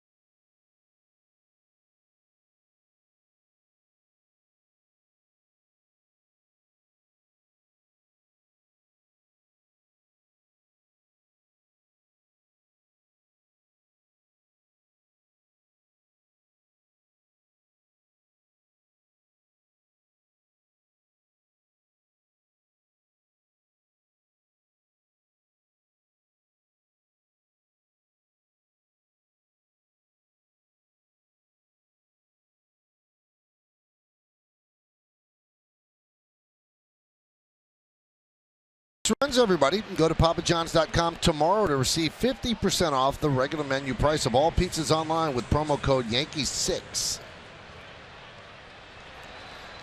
So we go to the 6th. Jacoby Ellsbury leads off. He swings at the first pitch and hits a fly ball to deep left. That ball is going to be high off the big scoreboard. Ellsbury going for 2, and he will make it a leadoff double. Not much room out there in left field, so Marisnik knew it was going to be off the wall, turned and played it, but it was caroming over his head. He was backed up by Gomez. Don't you get the feel of the Green Monster? Maybe not quite as high, but you get that feeling with the scoreboard there. It's like they cut the Green Monster in half. All the scoreboard, and then above it is all the green part of the monster. And Ellsbury's going to turn this into a 2-base hit. Yeah, maybe a third of the monster. Runner goes, throw to third. He's out. You cannot make the first out at third base. You just can't. That's the golden rule, because an out would make you get to third with 1 out. So unless you're going to make it standing, you can't go. Yeah, exactly. He thought he could make it. Good throw by Gaddis. And there's the tag by Gonzalez. Ball is there in plenty of time. Wasn't even close at third base. And especially with Beltran. Yeah, you figure he might pull the ball and move you to third anyway. But if you're going to take a chance, you should have a lead. You know, you can't do that when you're behind. And a wave through that one as Beltran goes down on strikes. How about this stat, Kenny? Tell me. Gaddis has thrown out 9 of 19 base stealers. Pretty good. Yeah, it is. For somebody who doesn't catch all that often.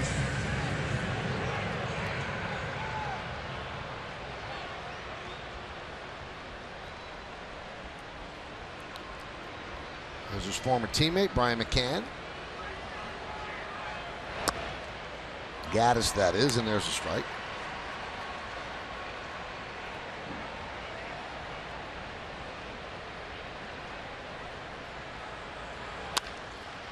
Grounded up the middle, just missed hitting second. Correa fields, and that will do it. No runs a hit, no errors, and nobody left. We go to the bottom of the 6th. It's 6-1 Yankees.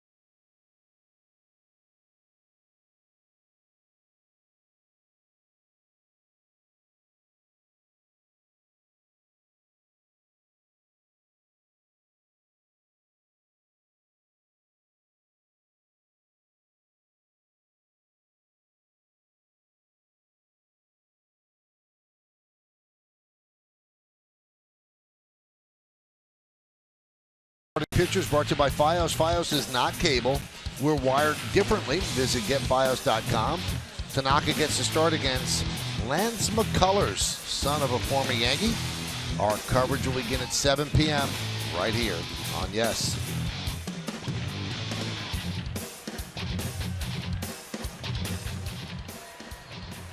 All right, we go to the bottom of the 6th inning, and Marwin Gonzalez will start it off. 2, 3, and 4 in the Astros order against the Yankees veteran lefty.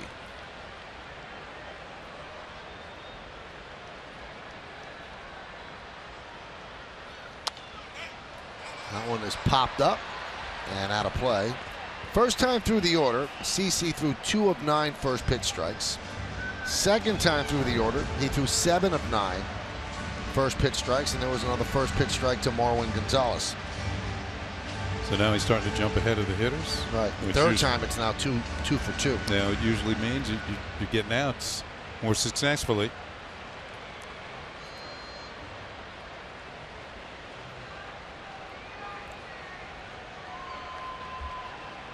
He's had a good 2-seamer tonight. Ball moving away. That was the pitch that Gonzalez just fouled off.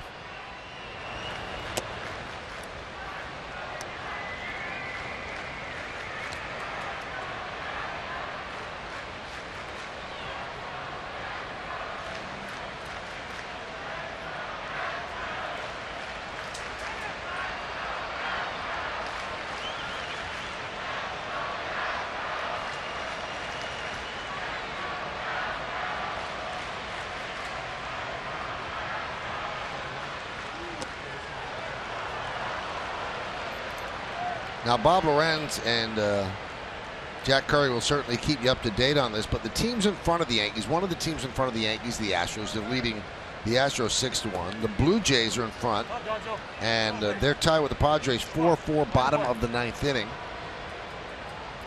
The Red Sox top of the 7th inning. Trail the Tigers 9-8. Sounds like a Fenway Park game.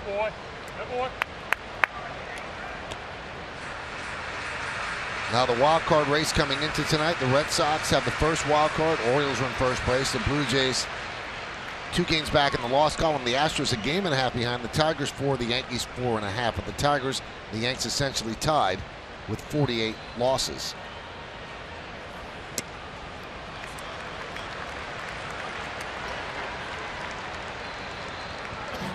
And it wasn't a tough trip for Melvin Upton Jr. He went from one clubhouse to the other in Rogers Center, from the Padres to the Blue Jays.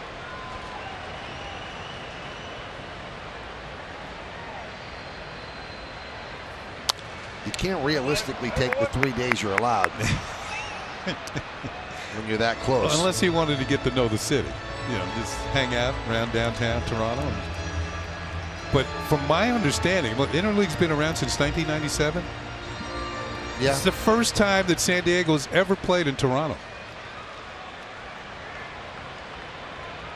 Also, another team in front of the Yankees, the Orioles, lost today 6-3 to the Rockies.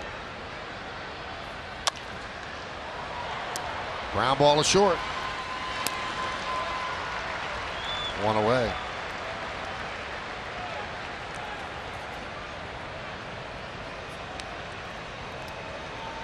I wonder if San Diego and Toronto are the 2 cities in the major leagues that are the furthest apart. San Diego and Toronto. You got how about Tampa Bay and Seattle? Seattle and Miami. Yes, yeah.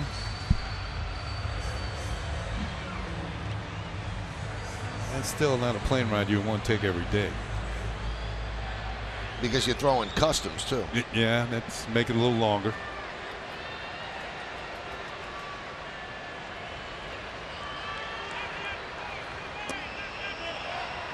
Check swing. Did he go? Yes, he did. Altuve.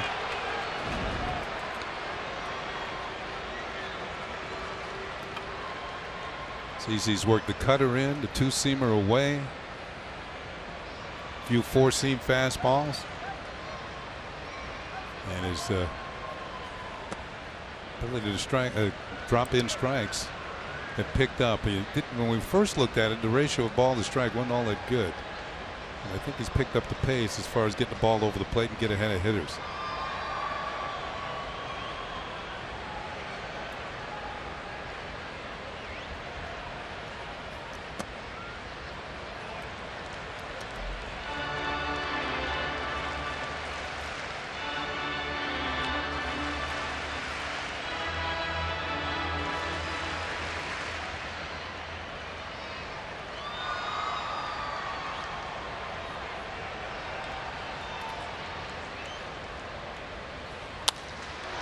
High fly ball, left center.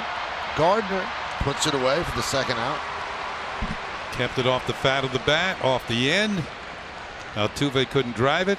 Didn't have that solid sound when he hit it. We talked about CC and the soft contact. Yep, right off the end of the bat. Just a few inches from the sweet spot, but it was enough to get a soft fly ball to left field.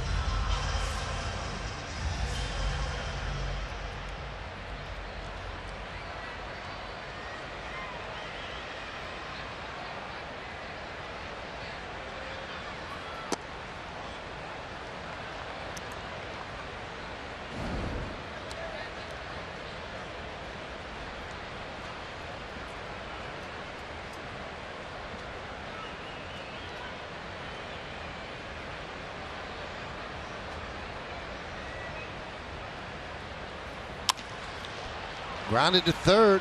Headley gets Correa. And the Astros go down in order 1-2-3. We go to the 7th. 6-1 Yankees.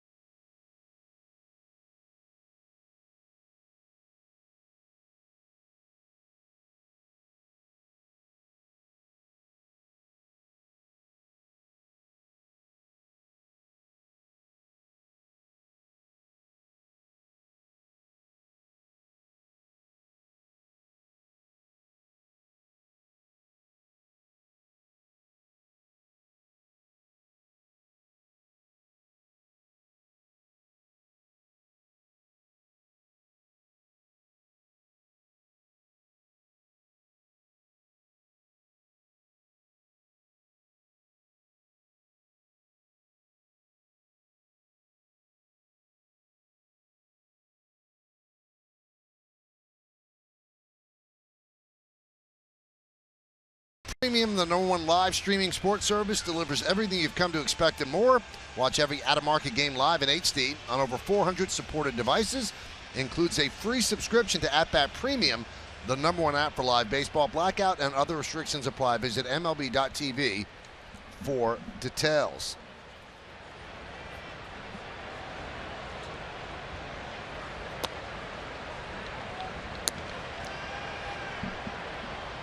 GMC scoreboard, 6-1 Yanks.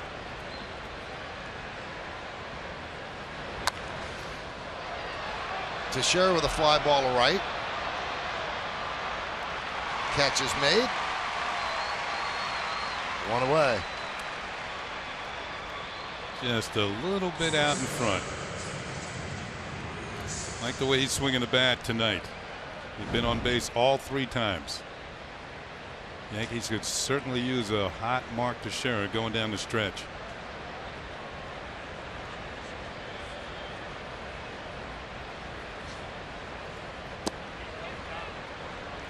How about this bit of information, Kenny, about walking from one clubhouse to the next? Melvin Upton Jr. got traded from the Padres to Toronto. Gotcha.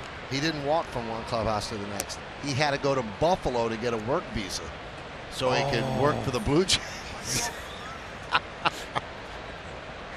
How about that?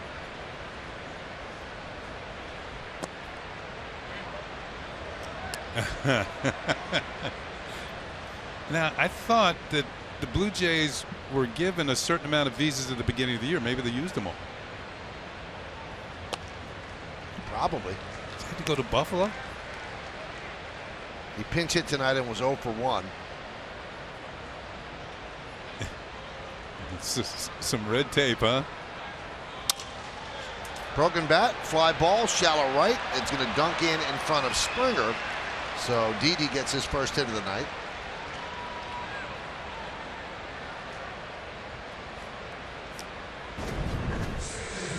I'm looking at my scorecard. You know what, Michael? With Didi's hit now, there's only one Yankee starter who's not joined the party. Gardner. Yeah. He's going to be very upset. He's going to get a chance, though. He's going to get another shot at it.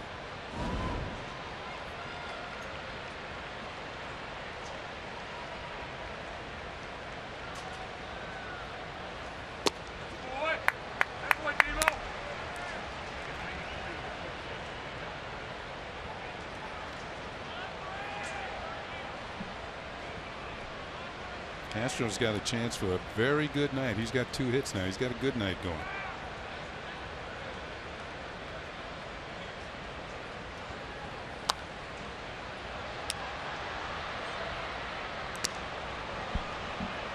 Eventually, he's done a pretty good job of changing speeds. It's kind of a helicopter swing by Castro. Fister started. Zabinski came on, get the final out of the 5th.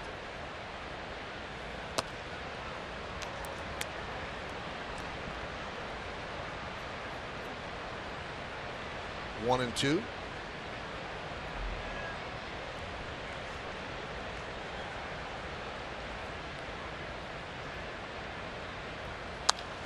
Punched out to right field. Springer there. Heading back to first is Didi. We're in the 7th. The Yankees lead 6-1, trying to take the second game of this 3-game set. They won last night 2-1. A little more breathing room tonight.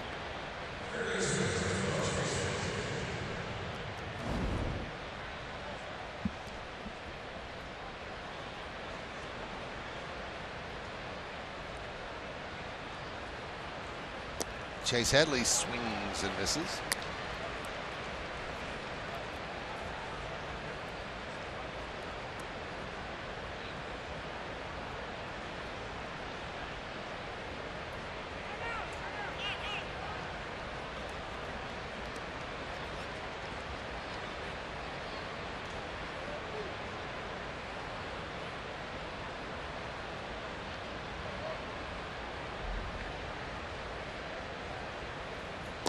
I talked to Chase Headley before the game about becoming the all-time leader in hits for a player born in Colorado. He kind of took it in stride.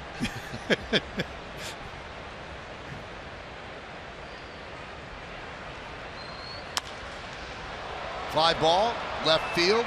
Marisnik will make the catch up against the scoreboard for the final out of the 7th. No runs to hit, no errors. One man left at the end of 6 1/2. Time for the 7th inning stretch. 6-1 Yanks.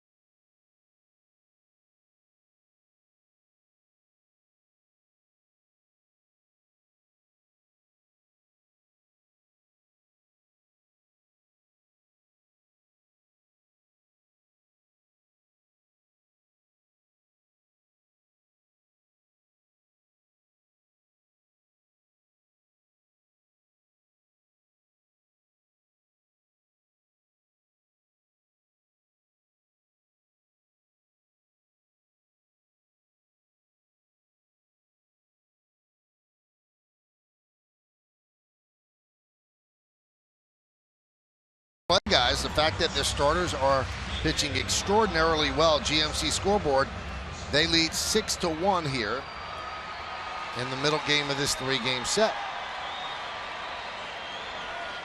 I didn't realize that that John was with the guys, so that makes the post game even more of a must-watch.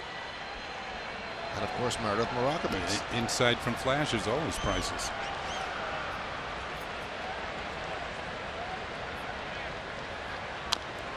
Evan Gattis fouls it off.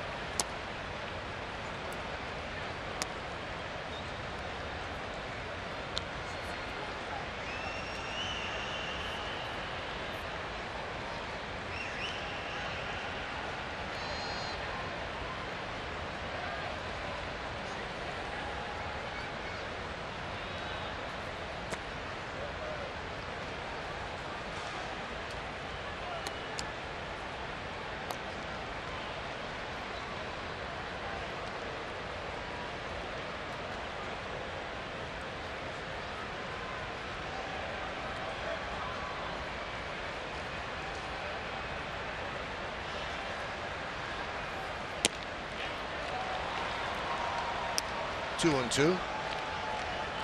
Gattis couldn't check the swing on a high fastball. Joe Girardi certainly has to be thrilled with the way his starters have been pitching tonight. The offense has come alive. 6 runs on 11 hits.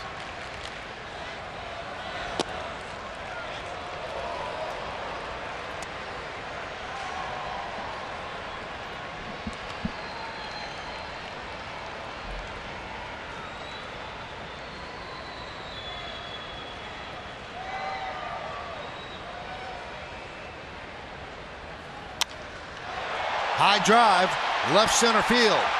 That ball is gone. A long home run for Gattis.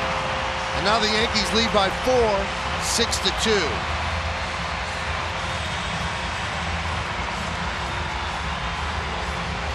17th home run for Gaddis. 42nd run batted in. A long blast to left center. Well, let's see the location. This one was kind of middle. And Gaddis is the type of hitter, when he puts a charge into it, it usually gets out of any ballpark. 18 hits at home, 11 of them are home runs. Soft ground ball to Castro. And he gets Bregman for the first out. Swarzak's up for the Yanks. Whatever Headley said, he just cracked CeCe up. CeCe broke into a big smile.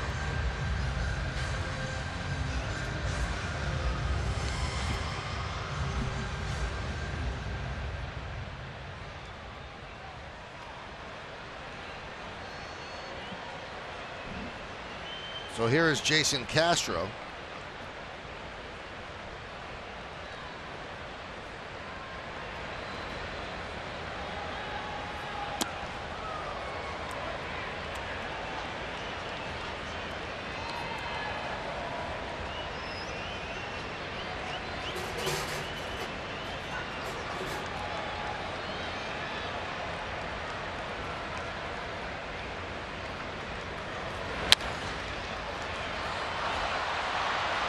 Right to Teixeira for the second out.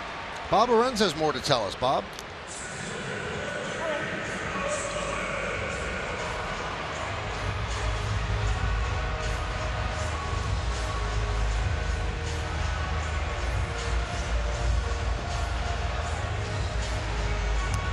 Thank you, Bob. So the Yankees, if they hold on, can gain a game on the first place O's. And now looking toward Toronto and Boston.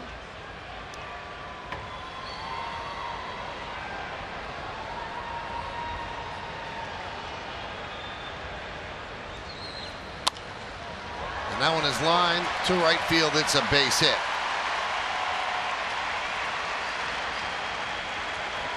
So Gomez picks up his second hit of the night. And that is going to do it, as Joe Girardi will call on Swarzak. 103 pitches for Sabathia. He'll leave leading 6-2.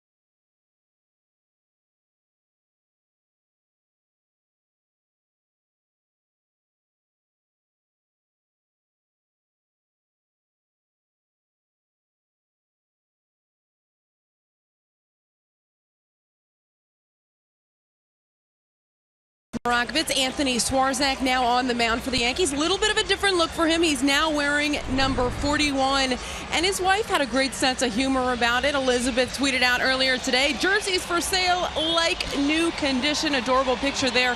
Adam Warren actually wearing 43. Now, he was asked what type of king's ransom did he have to pay Swarzak to get that number, and he's just smiled and said, "Nothing yet, but I'm sure something is in the works, so time will tell with that." But of course, Adam Warren in that bullpen wearing number 43, available tonight. You have more on Adam Warren, right, who's in the bullpen tonight. Adam Warren is excited to be back. He said it feels like he's been away for like a week or two and just kind of picking up where he left off. I asked him, his ERA not great in Chicago, struggled a little bit, a 5.19 ERA so far this season. He said he just felt like he could never really get comfortable. He didn't really know exactly when Joe Maddon was going to use him. He attributed that due to the National League a little bit. Also, Maddon likes to go with specific matchups, so he felt like he never really got in a right routine. He'd go in, he'd get behind in counts, and really just wasn't able to battle his way back. So he had a long conversation with Larry Rothschild today. He's going to work on a few things, but is very optimistic about the rest of the season. Preston Tucker will pinch hit for Marisnik, and he swings and misses against Swarzak. And Adam Warren is up.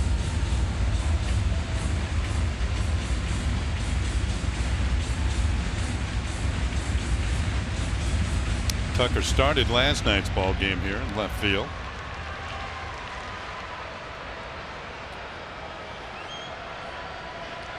And he took an 0 for 4 in last night's game. A couple of strikeouts. Pitch outside, 1-1. So Marisnik, while he was in there, ground ball to short and a fly ball to right. They go to extra innings in Toronto, tied at 4. They go to the bottom of the 8th inning at Fenway, and the Tigers lead 9-8.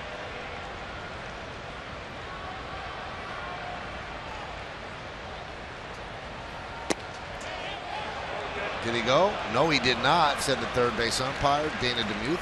You know, I like the way the emphatic way that McCann asks for the appeal, as if he's going to influence the umpire at third base to make the call. Now, Dana DeMuth is a veteran umpire.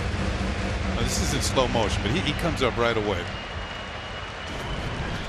Can we have that, please?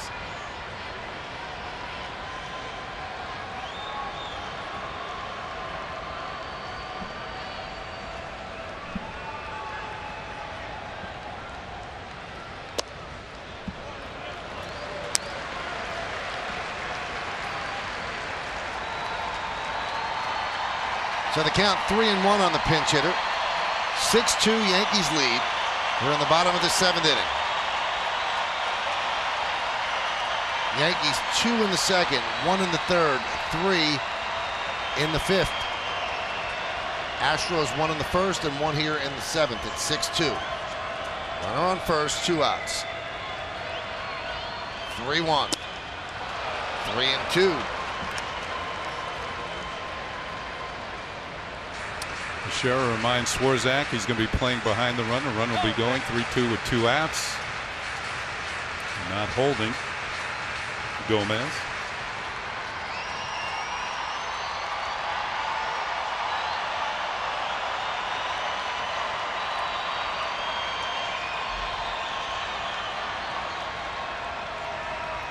Gomez goes. Swing and a miss. And Tucker down on strikes. So Swarzak ends the inning. 1 run, 2 hits, and 1 man left. We'll go to the 8th. Yankees lead this one 6-2.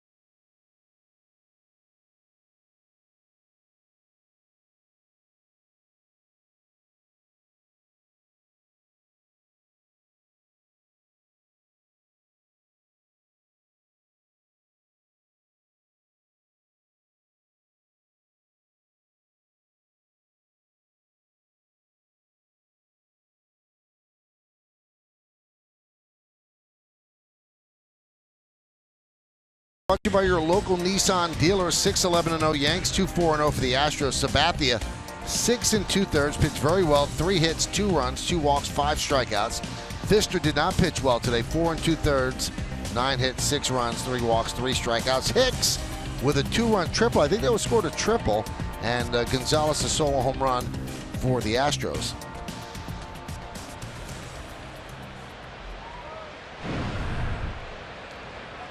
Tony Sipp takes over, and Hicks will turn around to the right side.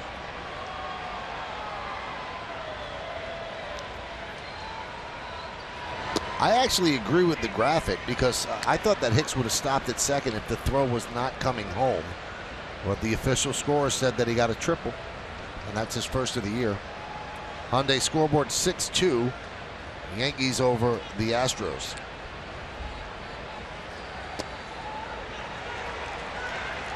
Oh, 2. Tony Sipp had a very good year last year for the Astros with a 1.99 ERA in 60 games.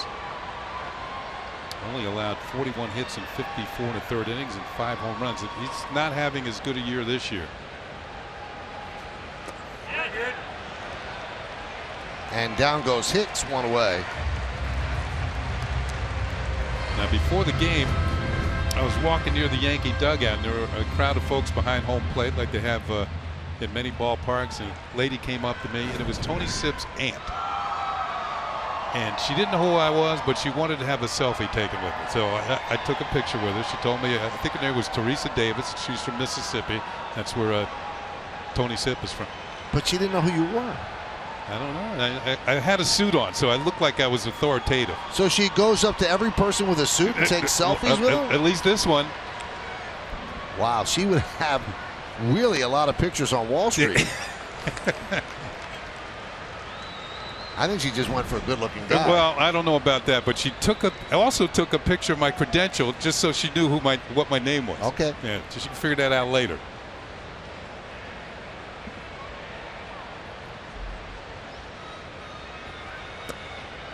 Nice lady. She was very polite.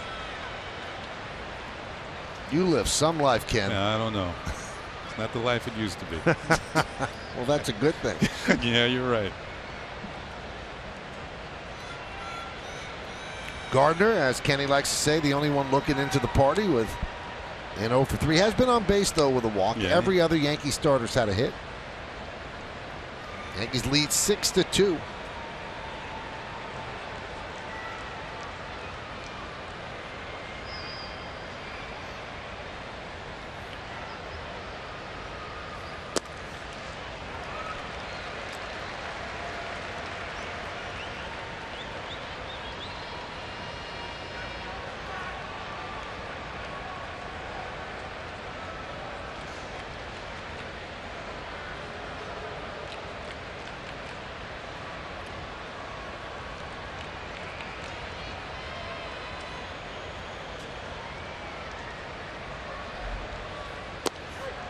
Strike 3.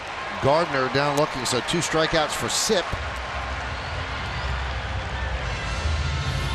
With only 1 left-hander in the bullpen, Hinch really has to pick his spots, and this is the spot in the Yankee lineup. You turn Hicks around to the right side, which is supposedly his more dangerous side, but has not been that case this year. Then you got 2 lefties at the top, Gardner and Ellsbury, and if you can get past Beltran, you have McCann. You see, that's the sort of thing that the Yankees have had to deal with all season long when managers have that lefty option in the bullpen. Usually it's later in ball games when Gardner and Ellsbury come up.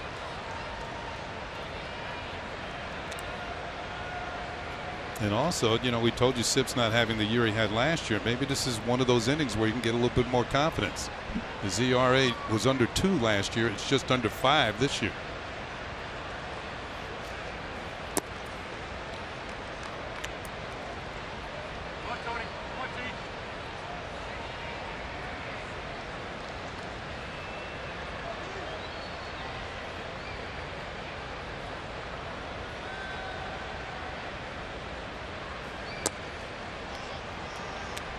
So Ellsbury, who was Ofer's first 2 and then Ofer's last 11, got a single to left and then double to left. So maybe he's starting to come out of it. A strike, 3-1.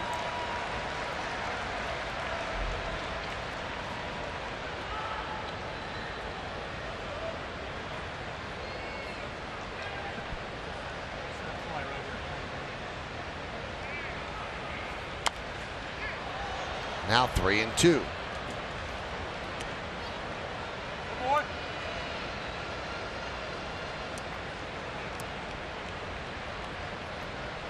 Ellsbury, after fouling that ball off, looked at Mike Estabrook, the home plate umpire, said well, that was a strike, and Estabrook confirmed.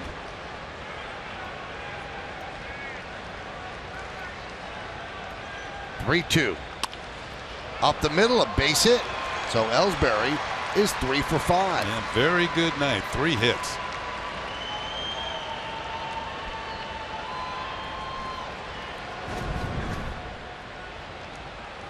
Right back where it came from. Line drive through the middle.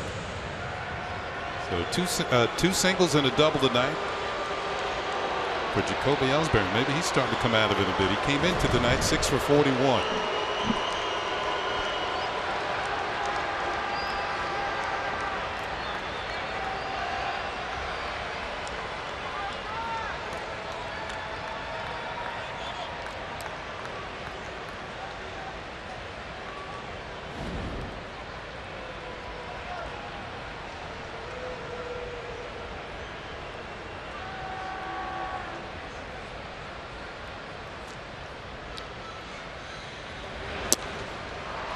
There's a changeup. 0-1. Michael Phillies is up for the Astros. But even if Sip loses Beltran, they'll keep him in to face McCann.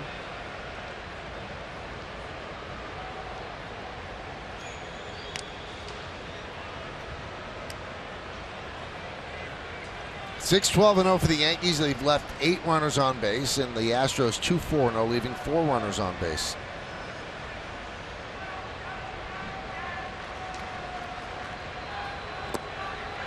Another change, 0-2.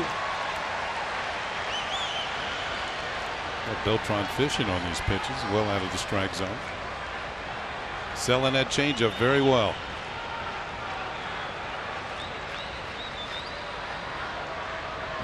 You know what? It looks like a splitter, the grip that he has.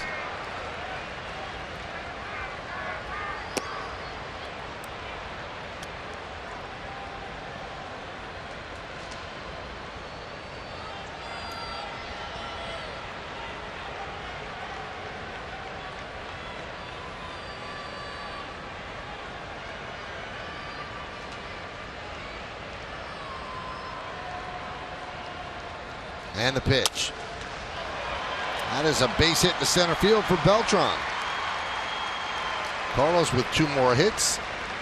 As Ellsbury stops at second, that'll bring up McCann. Yeah, Beltran able to stay back a little bit longer on that one, and this one was closer to the strike zone. He just flips it into center field for his 2nd hit of the night. Yep, it's a splitter. This one hung a little bit. I like the reaction. After swinging and missing the first 2 by quite a bit, he gets a base hit. Well, with runners in scoring position tonight, Yankees are 4 for 10. The Astros have not had a runner in scoring position.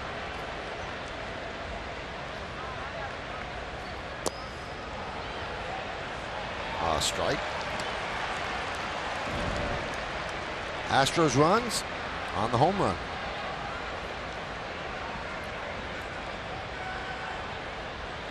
Astros have scored 3 runs in this series so far, all via solo home run.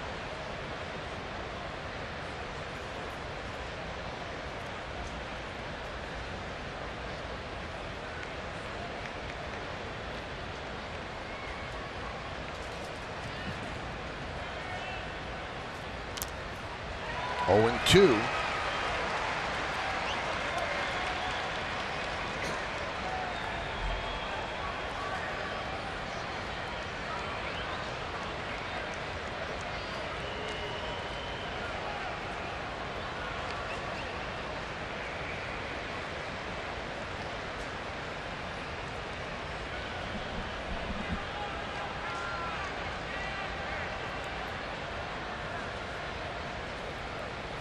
And the 0-2. Swing and a miss. So 3 strikeouts for Sip as McCann goes down on strikes. No runs, 2 hits, and 2 men left. We go to the bottom of the 8th. Yankees up 6-2.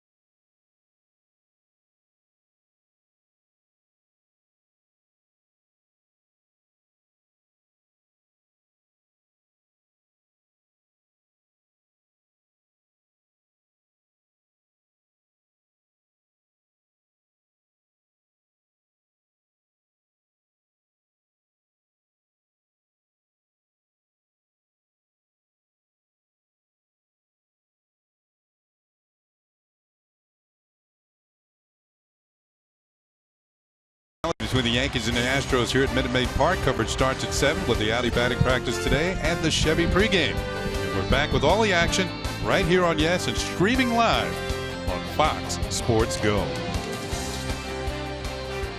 On the Hyundai scoreboard, Yankees 6, Houston 2. Anthony Swarzak came on to get the final out of the 7th inning. Now out there to pitch the 8th. And he'll start with George Springer. And a strike.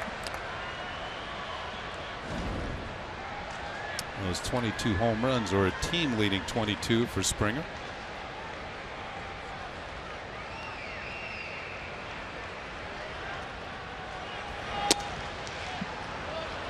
Couple good sliders to start him off, both for strikes.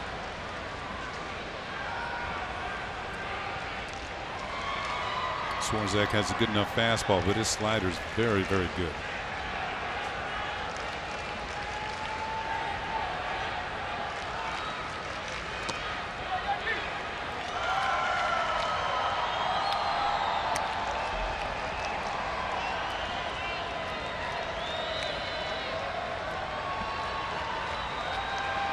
Springer's strikeout by CC Sabathia in the 5th inning when he was caught looking was the 100th time that he has struck out this year.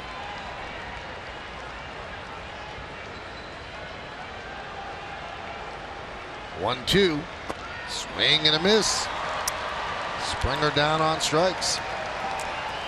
Hey fans, Fox Sports Go is now available for Fios and Frontier customers. So if you can't catch the Yankees games on TV, now you can stream them live on your mobile device wherever you go. Just download the app and sign in with your subscriber information. Fox Sports Go is available for DirecTV, Optimum, Time Warner Cable, and now Fios and Frontier customers.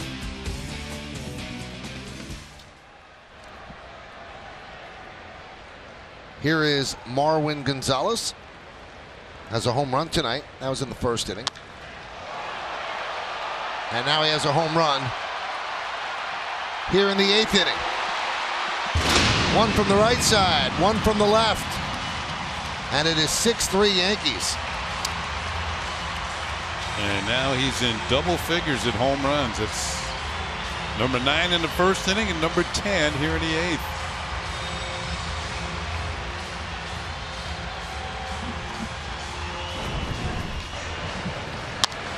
That was right there.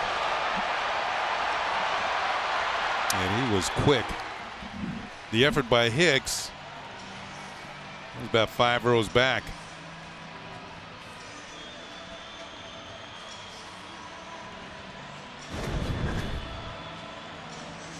So another solo home run for the Houston Astros.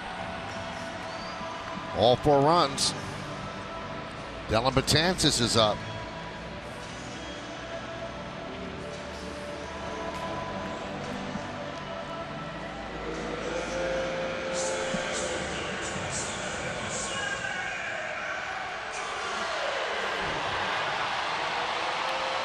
So 2 solo home runs for Marwin Gonzalez, and he actually started his career with 25 consecutive solo home runs.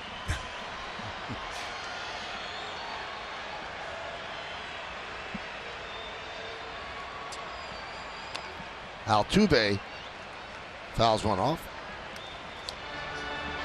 You know, it's not as hard as you think, because I think at one time I hit 13 in a row. 13 solos in a row. Wasn't anybody getting on him?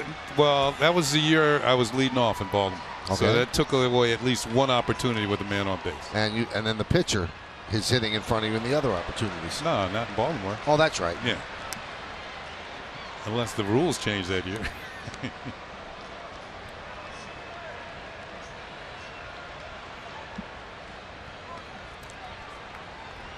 First career multi-home run game for Gonzalez.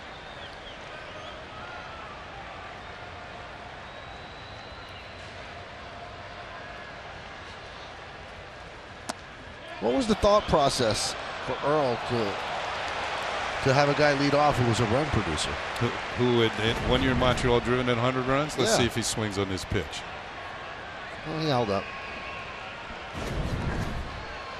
The thought process was that I walked a lot, and that's why he put me at the top of the order.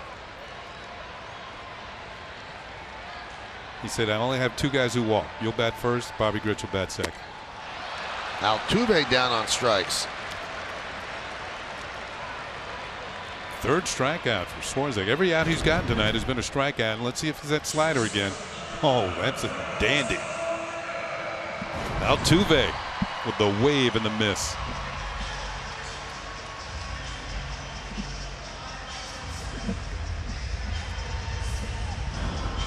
That year I stole 3 bases. Nice. Yeah, it was.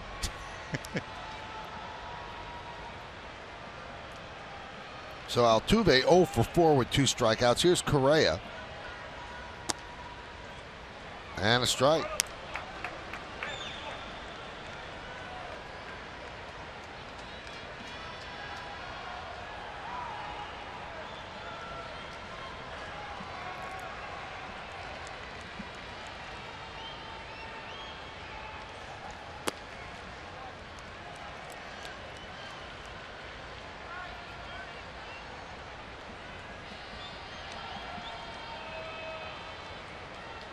Good downward action on that slider tonight. Sometimes it's got a little more side to side, but this one's quickness.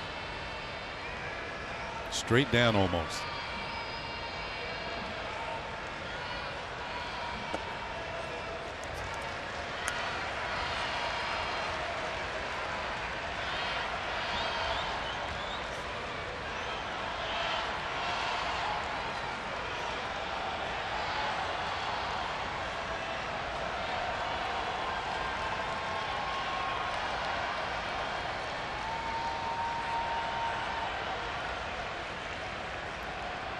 And the 2-1. 2-2. Correa walked in the first, fly ball to center in the 4th, grounded to 3rd in the 6th. There used to be a reliever primarily with the Phillies named Mike. Don't call me Michael Jackson. And every pitch he threw was a slider. He just relied on that pitch. And it was a good one.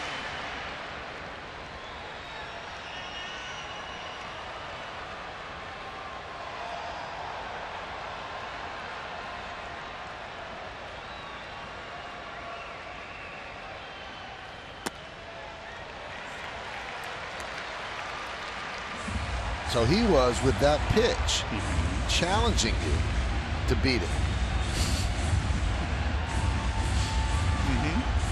Yeah. pitched for Seattle too, right? Yeah, he did. He might have been with Seattle before Philadelphia.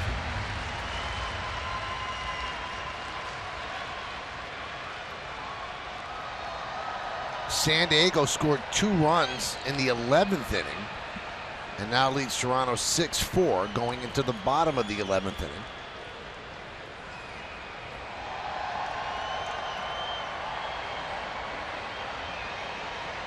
And Detroit has beaten Boston 9-8. So Correa walks to keep the inning alive. And that brings up the dangerous Gaddis. And I don't think Joe Girardi wants any part of Swarzak facing Gaddis. So he is going to call on Dellin Betances to get this big out. Yankees lead this one 6-3.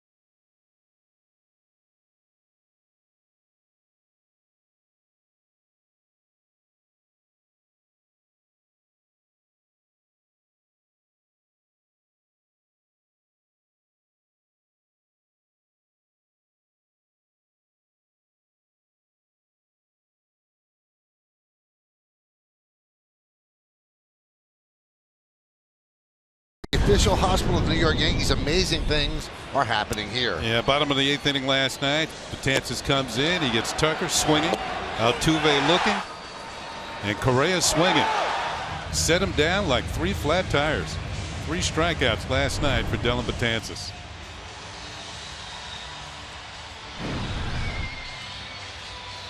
'50th game for Dellin. 88 strikeouts in 50 innings. 35 hits and 13 walks, so 48 base runners in those 50 innings. He's allowed 3 home runs. So a game that Yankees led at 1.61, now at 6-3. Runner at first base, 2 men out, and the power hitting Evan Gaddis at the plate. Had a home run his last time up against CeCe. He has 17 on the season.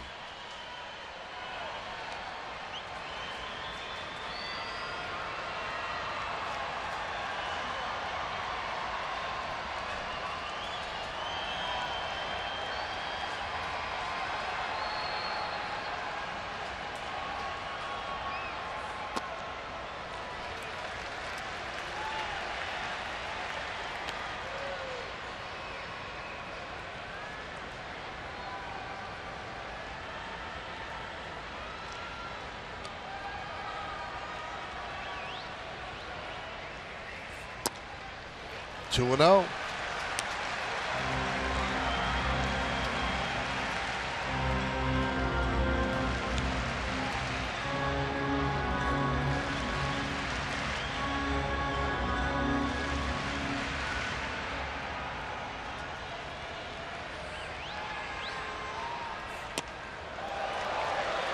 Three and 0 on Gaddis.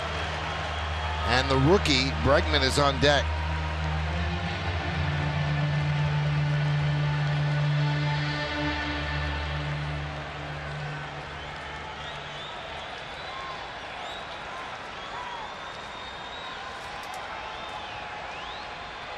And the pitch.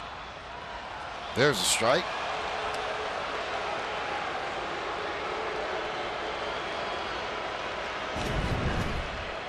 .30 pitch. It was right there over the inside corner for a called strike.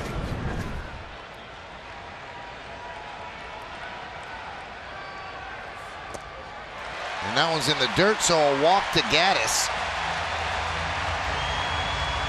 And that puts a runner in scoring position for the first time tonight for the Astros. And the kid looking for his first big league hit comes up in another big spot. He came up with the bases loaded yesterday. And this crowd really wants something for this kid as they give a standing ovation to the 22-year-old rookie who started his big league career yesterday.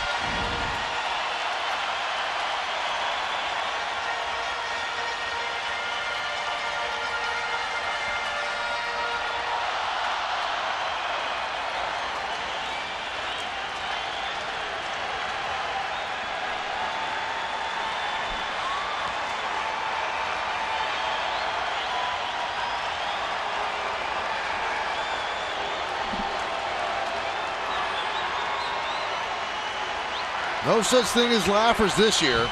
Everything becomes a nail biter. That's what this is now. And the breaking ball to Bregman is a strike. Considered by most publications to be the top prospect in baseball.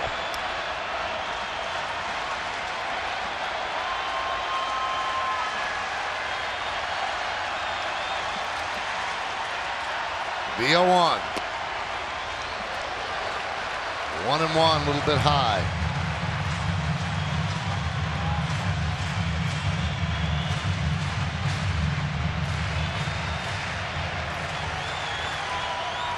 First and second. Bregman's the tying run at the plate. Yankees have 13 hits, Astros just 5. 99 past Bregman.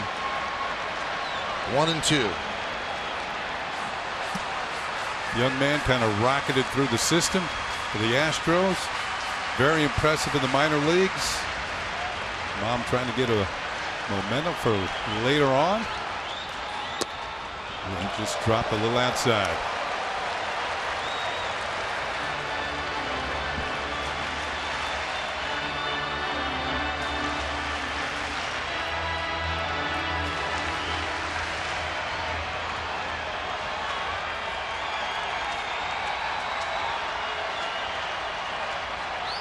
And the 2-2.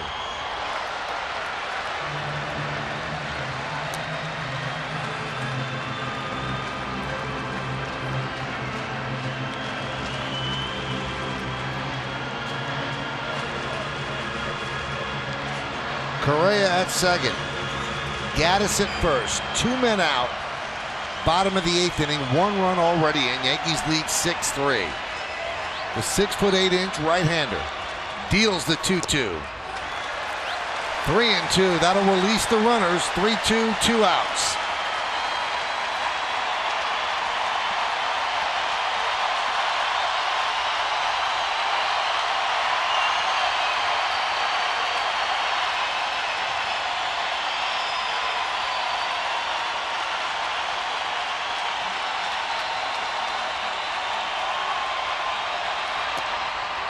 Missed inside, and the bases are loaded. The Yankees are having a tough time putting this third out on the board here in the 8th inning. 3 consecutive walks with 2 outs.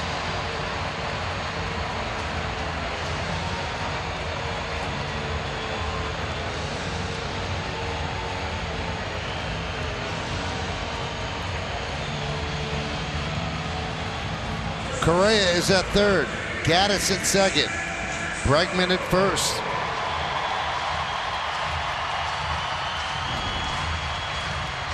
And that'll bring up Jason Castro. He did not start this game. He came in when Luis Valbuena got hurt on a ground ball to short. Hamstring injury. And there's a strike. So since coming in and playing first base for the first time in the major leagues, Castro is 0 for 2. But a big spot right here. The tying runs are on base.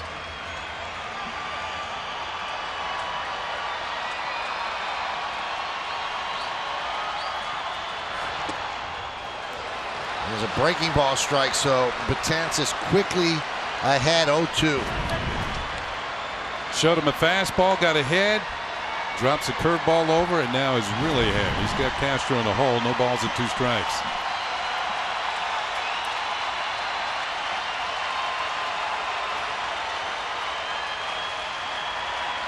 And the pitch. Strike 3. He got him. Got him with a breaking ball. Dropped it on the inside corner. And Betances works out of trouble as the Astros leave the bases loaded. We'll go to the 9th. Yankees up by 3.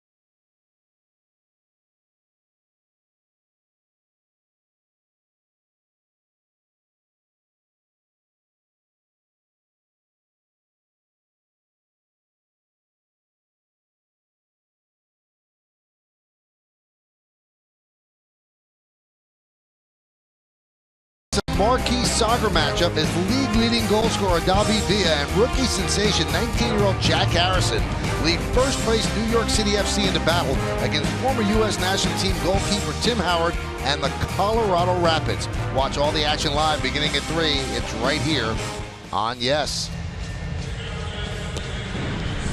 Michael Phillies will take over. 4th pitcher used by A.J. Hinch. Well, his one-loss record would tell you he's having a good year out of the bullpen, and he's been coming into games at the right time. His ERA a little high, over 4. A hard-throwing right-hander. As we start at the top of the 9th inning, the Hyundai scoreboard shows you Yankees 3, Yankees 6, and the Astros 3. It'll be Teixeira, Gregorius, and Castro here in the 9th.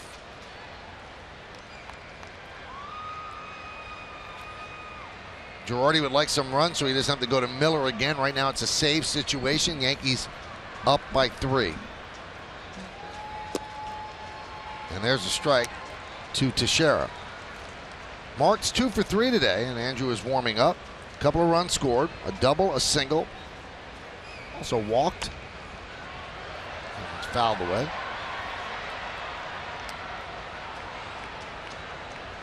Really, the bottom part of the order for the Yankees, well, you can start with McCann because he scored a couple of runs, has had a hit. But from Teixeira on down, been very productive tonight. Swing and a miss. Teixeira down on strikes. Gregorius has a run batted in, so does Castro. Headley has 2, and Hicks has a couple.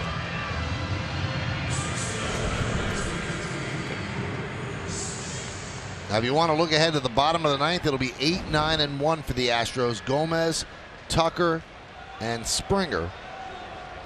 At this point, it looks like against Andrew Miller. Here's Didi. Didi, a sac fly in the 2nd. Reached on a fielder's choice in the 3rd, grounded to first in the 5th, and then single to right in the 7th.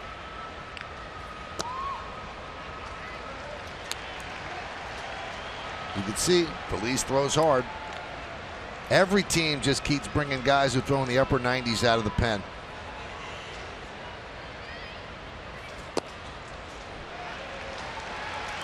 It's almost as if you don't throw 95 miles an hour, you don't qualify to be a reliever. The radar guns have kind of taken over from the 6th inning on. And it puts more pressure to get that lead after 6, because you know every team can trot out that sort of guy.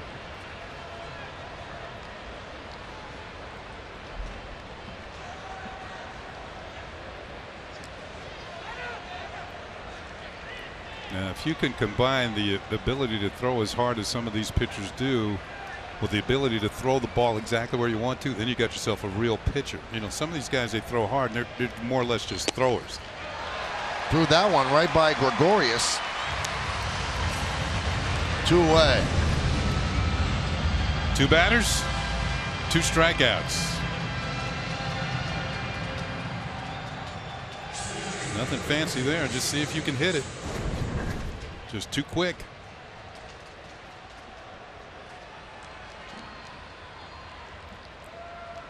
Wow, this has turned into a very big game for the Yankees. The Red Sox have lost. San Diego leads Toronto in the 11th 6-4. And if they beat the Astros, the only team in front of them that won was Detroit, and they're essentially tied with Detroit in the loss column. So you have to take advantage of nights like this, and so far the Yankees are 3 outs away from doing that.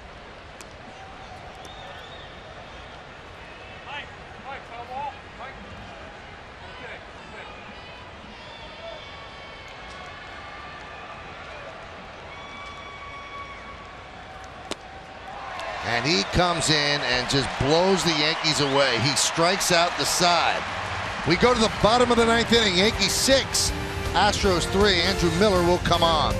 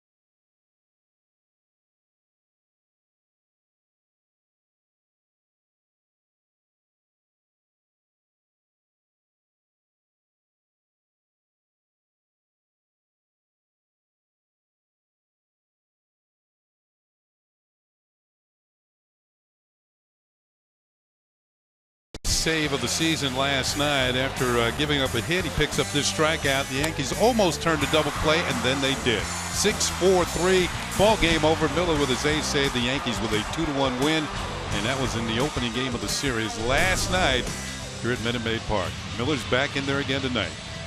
Now, don't count your Toronto chickens yet, because Toronto has scored 2. It was the 12th, not the 11th, in the bottom of the 12th, so it's tied at 6 against San Diego. And they are still batting in the bottom of the 12th inning. So here is Miller, his 44th game, 8 of 10 in save opportunities. Remember, he was a closer in April when Chapman was serving his suspension after violating the domestic violence policy.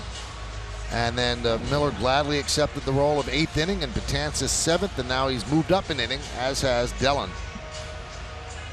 Now Toronto scored another run, so they win that game, the Blue Jays, by a score of 7-6. So that's the team in front of them, along with the Tigers, that win.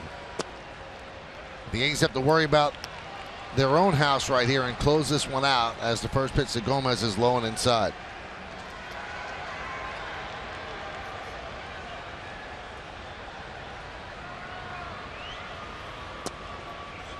And a strike.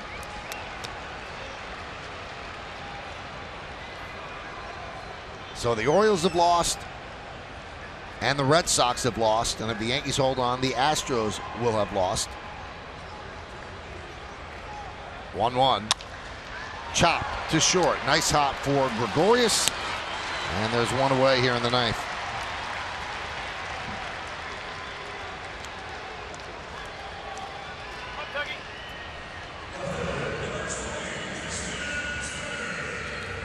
And that'll bring up Tucker.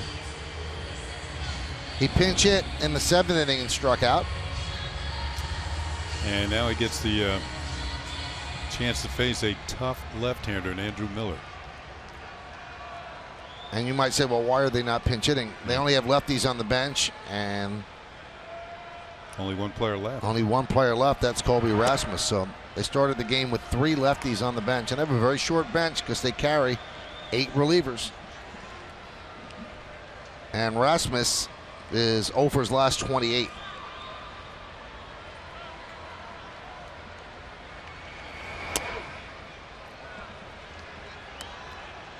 This is the Yankees' 100th game of the year. And no matter what they do in this game, at the end of 100 games, they'll be over 500. And that would be the 24th straight season that they've been an over 500 team after 100 games. An incredible run for this franchise.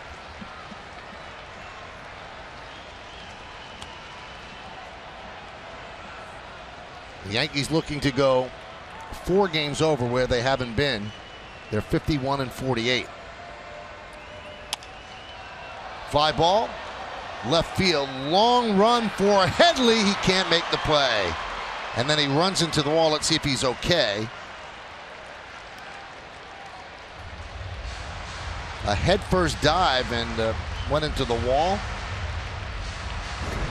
He's up. Thank goodness in this day and age, all these walls are padded. It looked like he got his hands out to break his slide into the wall.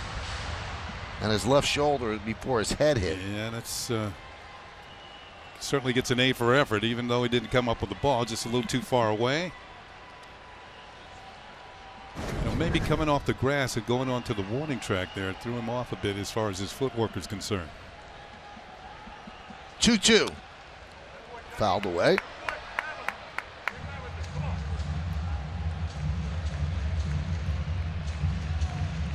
The Yankees, before the series against Cleveland, the series right before the All-Star break, had struggled this year against teams over 500. They took 3 out of 4 from Cleveland, 3 out of 4 from the Orioles. They did lose 2 out of 3 to Boston, and then they took 2 out of 3 from the Giants. That one's passed to Shera, and into right field, a base hit for Tucker. He's going for 2, and Hicks bobbled. He might have had a play if he didn't bobble, but that's a double for Tucker against a tough left-hander. Nice piece of hitting. Miller didn't get that pitch where he wanted to. It kind of hung in the middle of the plate. He's trying to get it down and away. You can see it kind of right there as Tucker stayed with it. Hit it hard past Teixeira. That was a feat in itself. This is a ball that just refused to be picked up or caught. And in his haste to make the play, Tucker's in the second with a 2-base hit.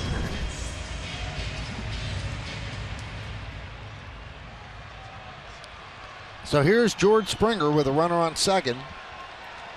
1 man out. Springer's 0 for 3 with a walk tonight. Way inside. 1-0.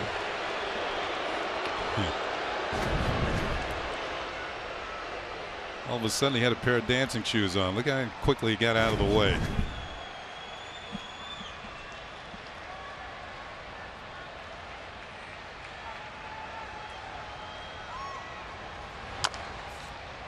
Chop foul.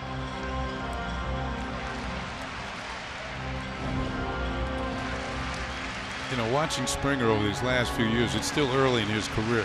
I have yet to see him take a weak swing. It's one of those all or nothing type swings. Now he does strike out a lot. He does have power.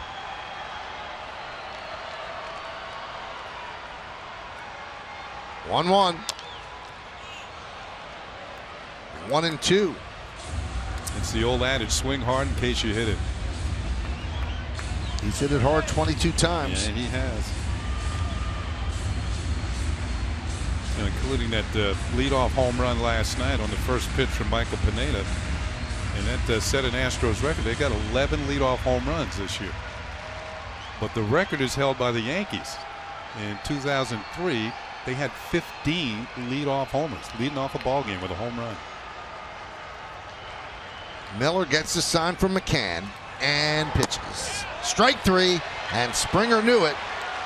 And the Yankees are an out away. 2 down here in the bottom of the 9th inning. Here's a look at that last pitch. Wasn't a slider, it was a fastball. Evidently Springer was looking for the slide piece and didn't get it. Well, here is Marwin Gonzalez. He's homered from both sides of the plate tonight. His first multi-home run game, both home run solo shots. Runner at second, 2 men out. 0-1.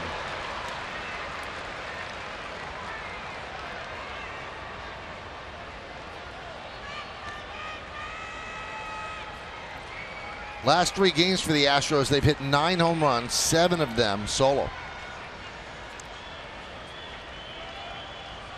6-3 Yankees, bottom of the 9th. Middle game of this 3-game set. Yankees won 2-1 last night.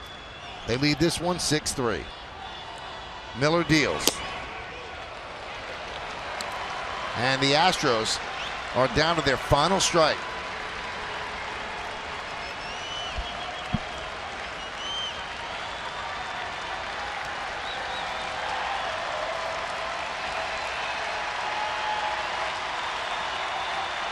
Tucker's at second.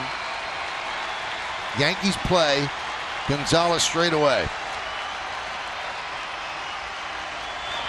Swing and a miss, and the Yankees win the game 6-3. Miller nails down for the 2nd straight night. The Yankees beat the Astros for the 2nd straight night, and they have gained 2 games on the Astros in as many nights and will try for the sweep tomorrow.